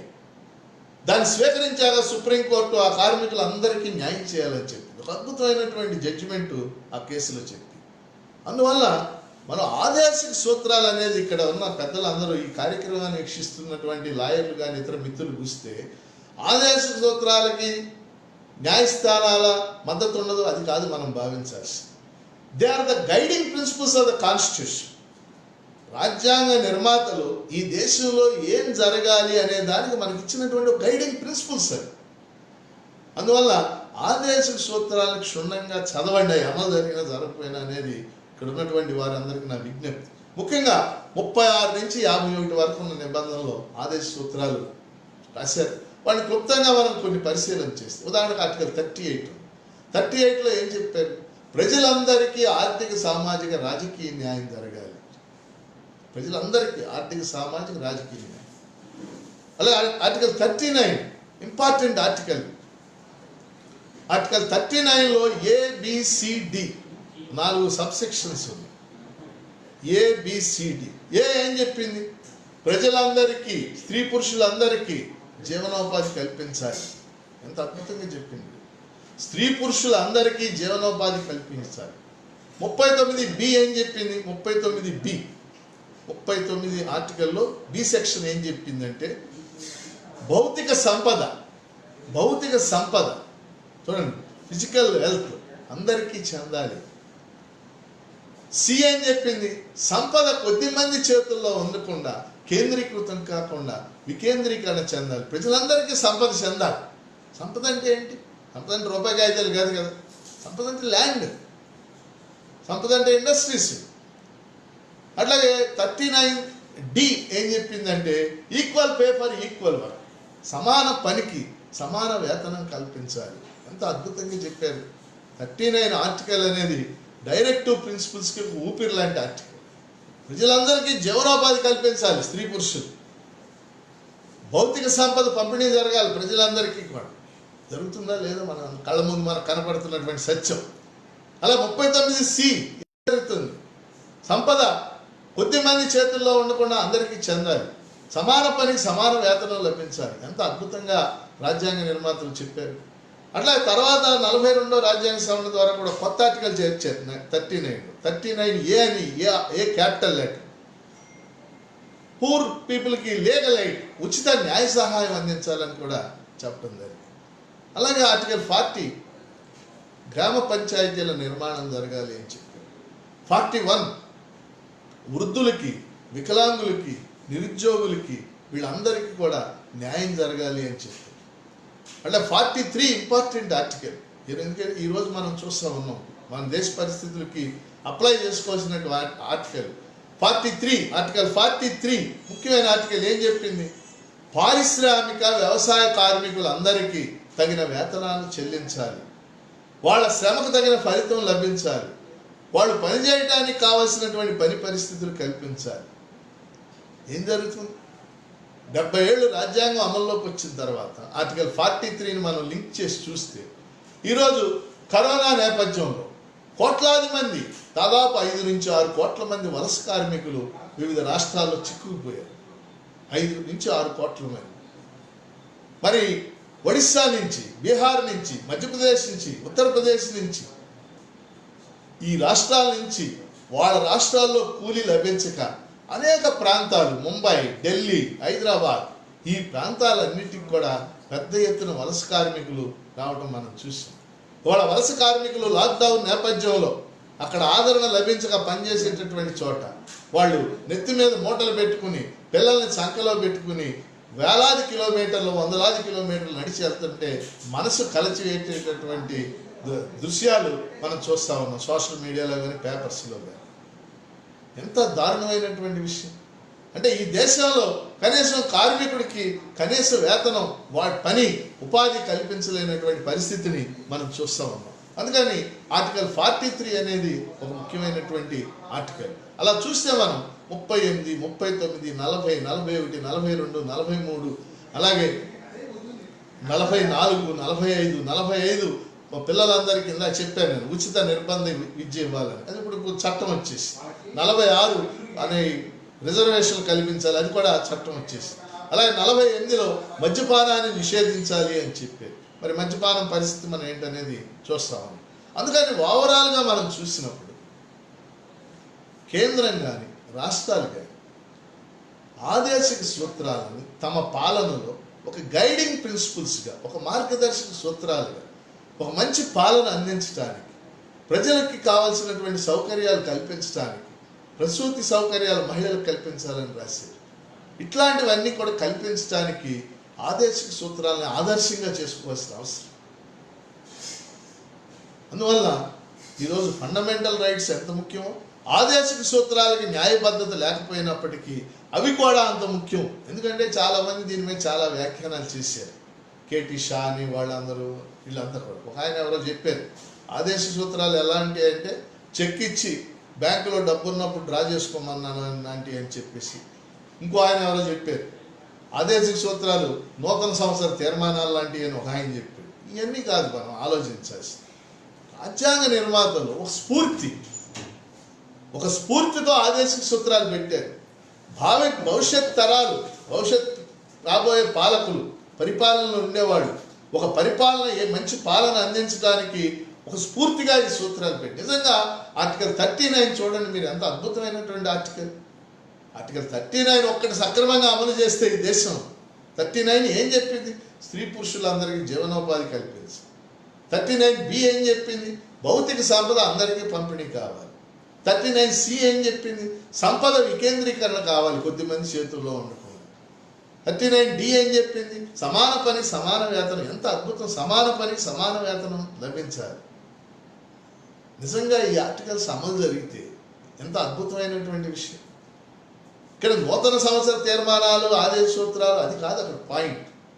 రాజ్యాంగ నిర్మాతల స్ఫూర్తి, డాక్టర్ అంబేద్కర్ ఏం భావించాడనే స్ఫూర్తి. డాక్టర్ అంబేద్కర్ చాలా స్పష్టంగా ఓ మాట చెప్పింది.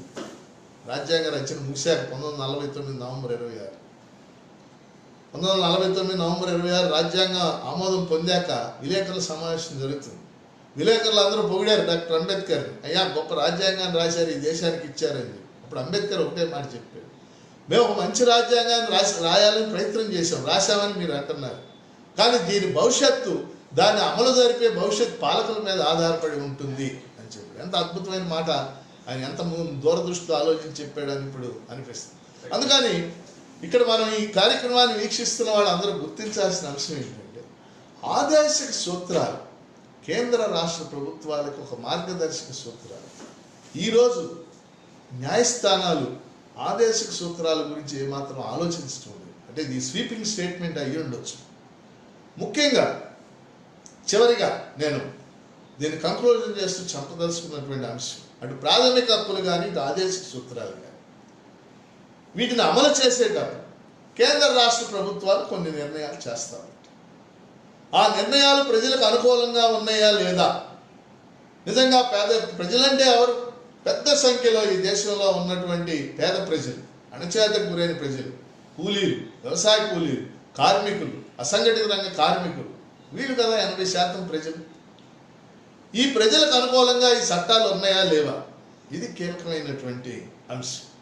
ఈ విధంగా చూసినప్పుడు సుప్రీంకోర్టు కానీ ఇతర కోర్టులు కానీ గతంలో ఖచ్చితంగా ఆదేశిక సూత్రాలు అమలు చేయడానికి కూడా తమ యొక్క తీర్పులు ఎక్కువ భాగం ఇవ్వటం, ఇందాక నేను చెప్పాను, జడ్జెస్ ఇవన్నీ. కానీ గత 20-25 ఏళ్ళుగా మనం పరిశీలిస్తే ఆర్థిక సంస్కరణలు అమలు ప్రారంభమైన తర్వాత బహుశా ఆర్థిక సంస్కరణల ప్రభావం ఒక రాజ్యాంగ వ్యవస్థలో భాగంగా, ఒక రాజ్య వ్యవస్థ అంటాం మనం, రాజ్యాంగ వ్యవస్థ, రాజ్య వ్యవస్థలో ఒక భాగం సుప్రీంకోర్టు. ఎందుకంటే సుప్రీంకోర్టుకి హైకోర్టుకి అనే అధికారాలు, న్యాయ సమీక్ష అధికారం, జ్యుడిషియల్ రివ్యూ అంటాం ఇంగ్లీష్లో. మనం అమెరికాలో 1803లో కేసు జరిగింది, అమెరికా రాజ్యాంగం అమల్లోకి వచ్చింది, మ్యాడిసన్ వర్సెస్ మార్బురీ అని చెప్పేసి. ఆ కేసులో జాన్ మార్షల్ అనే అమెరికన్ సుప్రీంకోర్టు ప్రధాన న్యాయమూర్తి ఒక అద్భుతమైన తీర్పు చెప్పాడు. అదేంటంటే, అమెరికన్ సుప్రీంకోర్టుకి న్యాయ సమీక్ష అధికారం ఉంది, ఇక నుంచి అది రాజ్యాంగంలో భాగం. న్యాయ సమీక్ష అధికారం అంటే రాజ్యాంగానికి విరుద్ధంగా చేసిన చట్టాలు, రాజ్యాంగానికి విరుద్ధంగా చేసిన చట్టాలు ఇంగ్లీష్లో ఆల్ట్రా వైర్స్ అని, ULTRAVIRES, ఆల్ట్రా వైర్స్, చెల్లవు, నల్ అండ్ వైట్ అని ప్రకటించవచ్చు అని. మన దేశ రాజ్యాంగంలో న్యాయ సమీక్ష అనే మాట డైరెక్ట్గా రాసి ఉండకపోవచ్చు, కానీ ఫండమెంటల్ రైట్స్లో article 13 it gives judicial review to supreme court and high court. ఫండమెంటల్ రైట్స్కి వీటికి విరుద్ధంగా ఉన్న చట్టాలు చెల్లవు అని ప్రకటించే అధికారం, హక్కు కోర్టులకు ఉంది మన దేశం.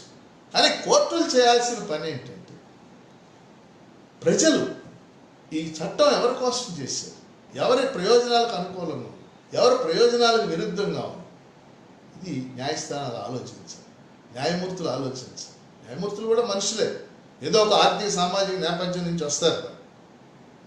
ప్రత్యేకించి గత 20-25 ఏళ్ళుగా మనం పరిశీలిస్తే ఆర్థిక సంస్కరణలు అమల్లోకి వచ్చిన తర్వాత గతమంతా ఈ జ్యుడిషియల్ యాక్టివిజం తగ్గిందేమో అనిపిస్తుంది. ముఖ్యంగా ఆదేశిక సూత్రాలను కాపాడటంలో అది కనపడటం లేదు. ఉదాహరణకి ఇటీవల 2 జరిగిన సంఘటనలు మనం చూద్దాం. వలస కార్మికులు ఉన్నారు. వలస కార్మికులు వాస్తవంగా ఫండమెంటల్ రైట్స్కి విరుద్ధం, రెండో వైపు ఆదేశిక సూత్రాలకు కూడా విరుద్ధం. నేనేమంటానంటే వలస కార్మికులు ఇప్పుడు దేశవ్యాప్తంగా లాక్డౌన్ నేపథ్యంలో ఎంత దుస్థితి అనుభవిస్తున్నప్పుడు సుప్రీంకోర్టు స్వయంగా దీన్ని సుమోటో కేసుగా తీసుకుని ఖచ్చితంగా దీన్ని విచారణ చేసి ప్రభుత్వానికి కొన్ని గైడ్ లైన్స్ ఇచ్చి వలస కార్మికుల హక్కులు కాపాడాల్సిన అవసరం ఉందా లేదా అని నేను ఒక రాజనీతి శాస్త్ర అధ్యాపకుడిగా అడుగుతా ఉన్నాను. అట్లాగే నిన్న ఎల్జీ పాలిమర్స్ సంఘటన జరిగింది. చాలా దారుణమైన సంఘటన.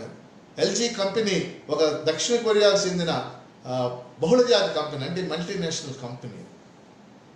చచ్చిపోయింది 12 మంది, తక్కువ సంఖ్య అని చాలామంది అనుకుంటున్నారు. ఇక్కడ చచ్చిపోవడం కాదు ఇంపార్టెంట్, ఆ కంపెనీ యొక్క తీరు ఏంటి అనేటటువంటి. మనం చూస్తే ఐక్యరాజ్య సమితి ప్రధాన కార్యదర్శి స్వయంగా సంతాపం ప్రకటించాడు ఈ కార్మికులు చచ్చిపోవడం. దాని ప్రాధాన్యత మనం అర్థం చేసుకోవాలి. న్యాయంగా సుప్రీంకోర్టు ఏం చేయాలంటే ఇప్పుడు ఎల్జీ పాలిమర్స్ కేసుని సుమోటోగా స్వీకరించి ఖచ్చితంగా అది విచారణ చేయాలి. నా ఉద్దేశం ఏమిటి, ఆ రకమైనటువంటి జ్యుడిషియల్ యాక్టివిజం అవసరమని నేను భావిస్తా ఉన్నాను ఈ దేశం. ఎందుకంటే ఆర్థిక కార్మిక చట్టాలు మారిపోతున్నాయి, కార్మికుల పనివారం మారిపోతుంది. ఇప్పుడు రేపు మనం చూస్తాం ఈ లాక్డౌన్ తర్వాత 8 గంటల పని విధానాన్ని 12 గంటల సిద్ధమైపోతుంది. ఇవాళ ఆర్డర్స్ కూడా ఇవ్వబోతాం, మనం కూడా దానికి సిద్ధపడిపోతున్నాం. 8 గంటల పని విధానాన్ని ఎన్నో పోరాటాలు చేశాం, ఉద్యమాలు చేశాం. మేడే అంటే 8 గంటల పని విధానానికి సంబంధించినటువంటిది. 8 గంటలు ఎందుకు నిర్ణయించింది చరిత్ర? 8 గంటలు అయితే మనిషి మానసిక శక్తి, అతని మానసిక సామర్థ్యం దానికి సరిపోద్ది, తర్వాత కొంత విశ్రాంతి అవసరం వచ్చేసి. కానీ వాళ్ళు దాన్ని 12 గంటలు చేస్తాం, 14 గంటలు చేయటం అనేది ఏమన్నా సమంజసం? ఇలాంటివి అనేకమైన మనం ముందుకి రాబోతా ఉన్నాం. అందుకని ఇలాంటి సమయంలో ఇప్పుడు మన దేశంలో ఖచ్చితంగా ఈ లాక్డౌన్ నేపథ్యంలో, కరోనా నేపథ్యంలో ప్రపంచవ్యాప్తంగా చర్చ జరుగుతూ ఉంది. రాజ్యం అంటే ఏంటి, ప్రభుత్వం అంటే ఏమిటి, రాజ్యాంగం అంటే ఏంటి, ప్రభుత్వాల బాధ్యత ఇంకా పెంచాల్సినటువంటి అవసరం ఏంటి, వైద్య ఆరోగ్య రంగాలు ఏ వ్యవస్థలో ఉండాలి, విద్య ఏ వ్యవస్థలో ఉండాలి, ఇవన్నీ చర్చ జరుగుతుంది. ఈ చర్చల్లో న్యాయస్థానాల పాత్ర కూడా ఖచ్చితంగా ఉంది. అందుకని ఈ న్యాయస్థానాల తీరు కూడా మారాల్సినటువంటి అవసరం ఉందని చెప్పేసి నేను భావిస్తూ ఉన్నాను. మరి ఈ సందర్భంలో మనం ఈ కార్యక్రమాన్ని వీక్షించినటువంటి న్యాయవాదులు కానీ ఇతర పెద్దలు ఎవరైనా కానీ మన ఆలోచన విధానం, ఈ సమాజంలో సంపద ఎవరు సృష్టిస్తూ ఉన్నారు? మనం ఇప్పుడు మొన్న లాక్డౌన్ ప్రకటించిన తర్వాత ప్రపంచంలో ఉన్న 6 ఖండాలు ఉన్నాయి, మనుషులు నివసించే ఖండాలు. ఉత్తర అమెరికా, దక్షిణ అమెరికా, ఆఫ్రికా, ఐరోపా, ఆసియా, అట్లా ఆస్ట్రేలియా, 6 ఖండాల్లో ఒకటే సీన్ మనం చూసాం. ప్రతి నగరంలో, ప్రతి రాష్ట్రంలో, ప్రతి దేశంలో కూడా ప్రజలు పరుగులు తీశారు.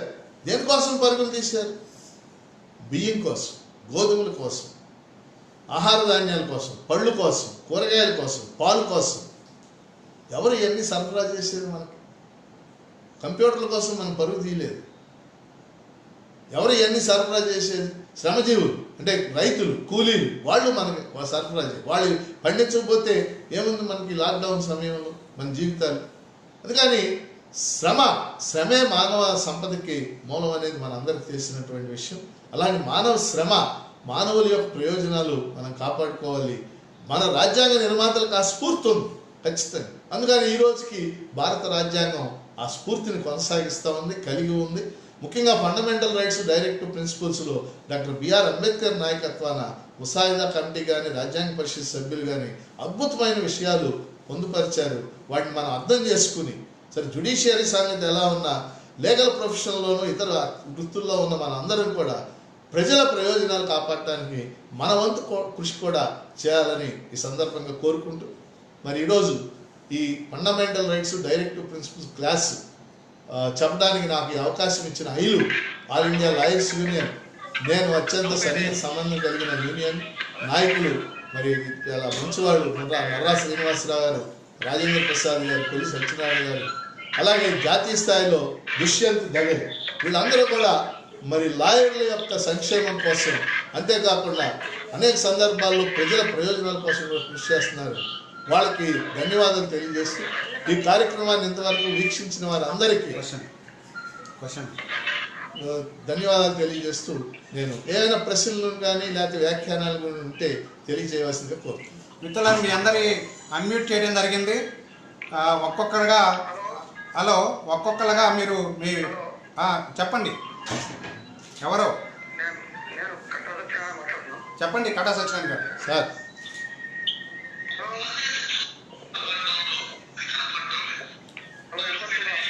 మీరు చెప్పండి, ఏం పడుతుంది? సత్యనారాయణ గారు చెప్పండి.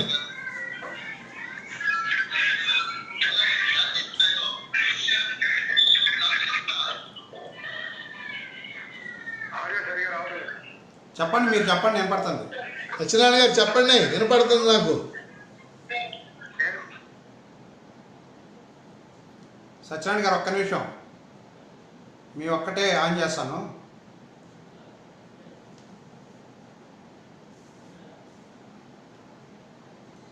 చెప్పండి. Satyanarayana garu. Hello Kiran. Kiran admin, you please manage the thing. Kata Satyanarayana గారిని ఆన్ చేయి. కటా సత్యనారాయణ గారిని ఆన్ చేయి. ఎవరైతే మాట్లాడతారో వాళ్ళది ఆన్ చేసాయి స్పీకర్.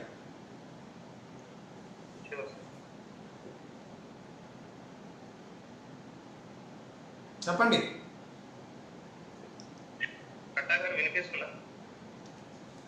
కటా గారు మాట్లాడండి మీరు. హలో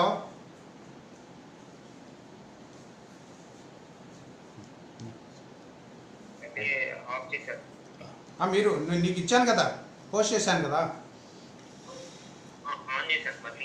సరే, ఇంకా ఎనీబడి క్వశ్చన్ చేయదలుచుకుంటే చెప్పండి. హలో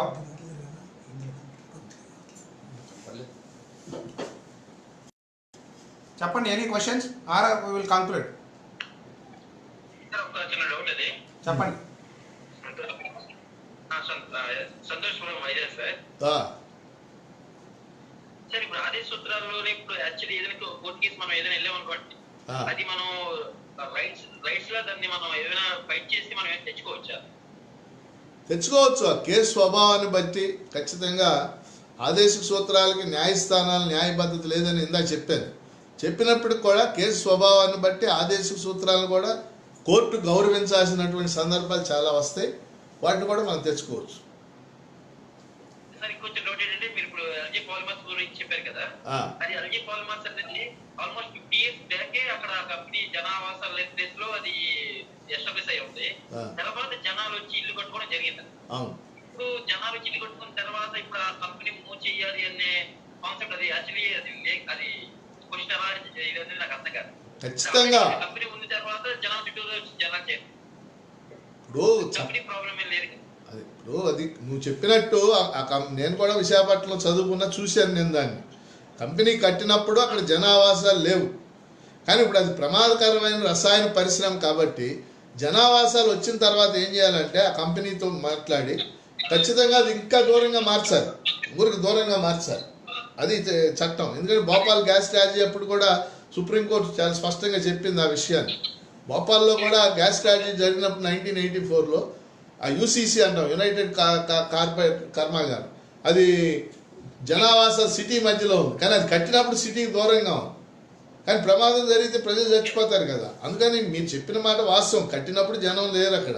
ఇప్పుడు వచ్చినాయి కాబట్టి వాళ్ళ కంపెనీని దూరంగా మార్చుకోవాలి చట్టాల ప్రకారం. నెక్స్ట్ ఇంకెవరైనా? కిరణ్ అడ్మిన్, ఇంకెవరైనా అన్మ్యూట్ చేయి అందరు. హలో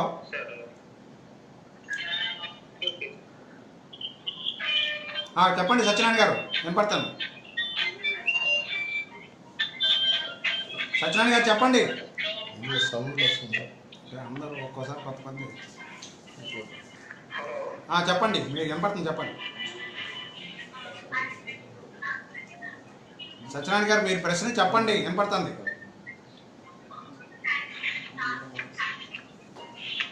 మన ఫోన్ ఉందా? హలో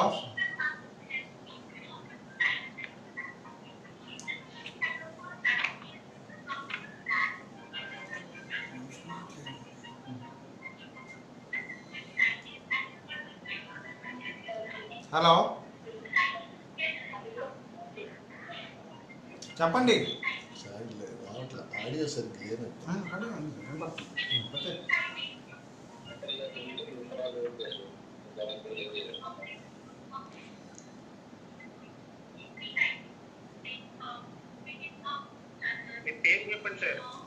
పేరు చెప్పండి.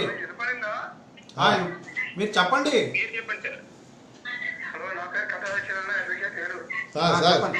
చెప్పండి.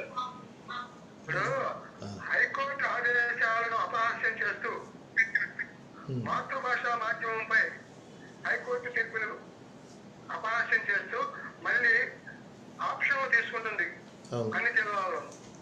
ఇప్పటికే 9 జిల్లాల్లో 100%, ఏజెన్సీ ప్రాంతాల్లో 99.2% తల్లిదండ్రుల దగ్గర నుంచి ఆప్షన్లు వాళ్ళకి పూర్తిగా తెలియచేయకుండా, ఏ విషయాలు తెలియకుండా ఆంగ్ల మాధ్యమం కావాలంటే ఆప్షన్లు గవర్నమెంట్ తనకు అనుకూలంగా తీసుకుంటారు. ఇది ఎంతవరకు జస్టిఫైబుల్? సత్యనారాయణ గారు మీరు చెప్పినట్టు మేము కూడా దాన్ని ఖండించాం. పీడిఎఫ్ ఎమ్మెల్సీ తరఫున హైకోర్టులో జడ్జిమెంట్ ఇచ్చింది. ఆ జడ్జిమెంట్ న్యాయంగా రాష్ట్ర ప్రభుత్వం గౌరవించాలి. ఆ జడ్జిమెంట్ భిన్నంగా వాళ్ళు ఆప్షన్స్ తీసుకోవడం సరైనటువంటి పద్ధతి కాదు. అందుకని మళ్ళీ హైకోర్టులో కంటెంప్ట్కి వెళ్ళడానికి ఇప్పుడు ప్రయత్నం జరుగుతూ ఉంది. కొంతమంది వెళ్ళి హైకోర్టు ఆదేశాలకు వ్యతిరేకంగా, హైకోర్టు ఆదేశాలు కూడా కాదు, తీర్పు అది యాక్చువల్గా, ఆ తీర్పుకు వ్యతిరేకంగా హైకోర్టు కంటెంప్ట్కి వెళ్ళడానికి ప్రయత్నం జరుగుతుంది. అవసరమైతే సుప్రీంకోర్టుకు కూడా వెళ్ళాలని చెప్పేసి భావిస్తూ ఉన్నారు. అందువల్ల ప్రభుత్వం చేసేది ఏమాత్రం సమంజసం కాదు అనేది మీ దృష్టికి తేదలుచుకున్నటువంటి అంశం. చెప్పండి. సుప్రీంకోర్టు గిరిజనులకి 100% రిజర్వేషన్స్ ఇవ్వాలి ఉద్యోగాల్లో అని చెప్పి ఇచ్చిన దాన్ని కొట్టివేయడం జరిగింది. అది రివ్యూ చేయాల్సిన అవసరం ఉంది. వాళ్ళ మాతృభాషలో వాళ్ళకి సంబంధించిన ఉపాధ్యాయులు వాళ్ళకి 100% రిజర్వేషన్ ఇవ్వడం వల్ల వాళ్ళ మాతృభాషలో విద్యా విధానం చక్కగా జరుగుతుందనేది అది మొదటిగా ఉద్దేశించి ఆ జీవోని అమల్లో చేసేవాడు. ఇప్పుడు సుప్రీంకోర్టు ఆ జీవోని కొట్టివేయడం జరిగింది. ఇది దీనిపై రివ్యూకి వెళ్ళడం వల్ల ఉపయోగం ఉంటుంది. దీనిపై దాని అవసరం ఉందని చెప్పి రివ్యూకి వెళ్ళవలసిన అవసరం ఉంది. ఇది గిరిజన ప్రాంతాల్లో 100% రిజర్వేషన్ జీవో 3 దురదృష్టకరం. దీనిపై కూడా మీ అభిప్రాయం చెప్పాలి. ఖచ్చితంగా సత్యనారాయణ గారు, మేము కూడా మీ అభిప్రాయాన్ని బలపరుస్తున్నాం. ఎందుకంటే మొన్న సుప్రీంకోర్టు ఈ గిరిజన ప్రాంతాల్లో పోస్టుల భర్తీ మీద ఇచ్చిన తీర్పు సరైనటువంటి తీర్పు కాదు, సామాజిక న్యాయానికి అనుగుణమైనటువంటి తీర్పు కూడా కాదు. వాళ్ళు క్షేత్రస్థాయిలో ఉన్నటువంటి పరిస్థితులను అర్థం చేసుకోకుండా ఇచ్చినటువంటి తీర్పు. అందుకని ప్రభుత్వం మీద మనం ఒత్తిడి తెస్తున్నాం. ఏంటంటే రివ్యూ పిటిషన్ ఏమని చెప్పేసి రాష్ట్ర ప్రభుత్వానికి కూడా గిరిజన సంక్షేమ శాఖ మనం చెప్పాం. త్వరలోనే సుప్రీంకోర్టులో ఈ తీర్పుకు సంబంధించి రివ్యూ పిటిషన్ మన రాష్ట్ర ప్రభుత్వం కూడా వేసేలాగా ఒత్తిడి తేవడానికి మనం ప్రయత్నం చేస్తూ ఉన్నాం. ఖచ్చితంగా ఆ తీర్పును మనం వ్యతిరేకిస్తున్నాం, మనం కానీ మన గిరిజన సంఘాలు కానీ. ఎందుకంటే అది న్యాయమైనటువంటి, అదే నేను చెప్పింది. సుప్రీంకోర్టు కూడా కొన్ని సందర్భాల్లో క్షేత్రస్థాయి పరిస్థితులను అర్థం చేసుకోకుండా, గిరిజనుల పరిస్థితిని అర్థం చేసుకోకుండా ఇచ్చినటువంటి తీర్పు అది. ఆ తీర్పును మనం వ్యతిరేకిస్తున్నాం. ఖచ్చితంగా జీవో 3 కొనసాగాలని మనం కోరుకుంటున్నాం.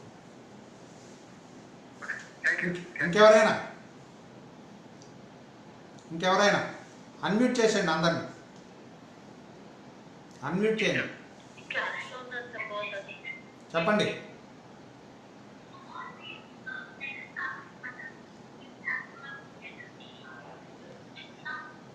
ఎవరైనా క్లోజ్ చేద్దామా? సార్ ఎస్ఆర్పి గారు ఉన్నారా?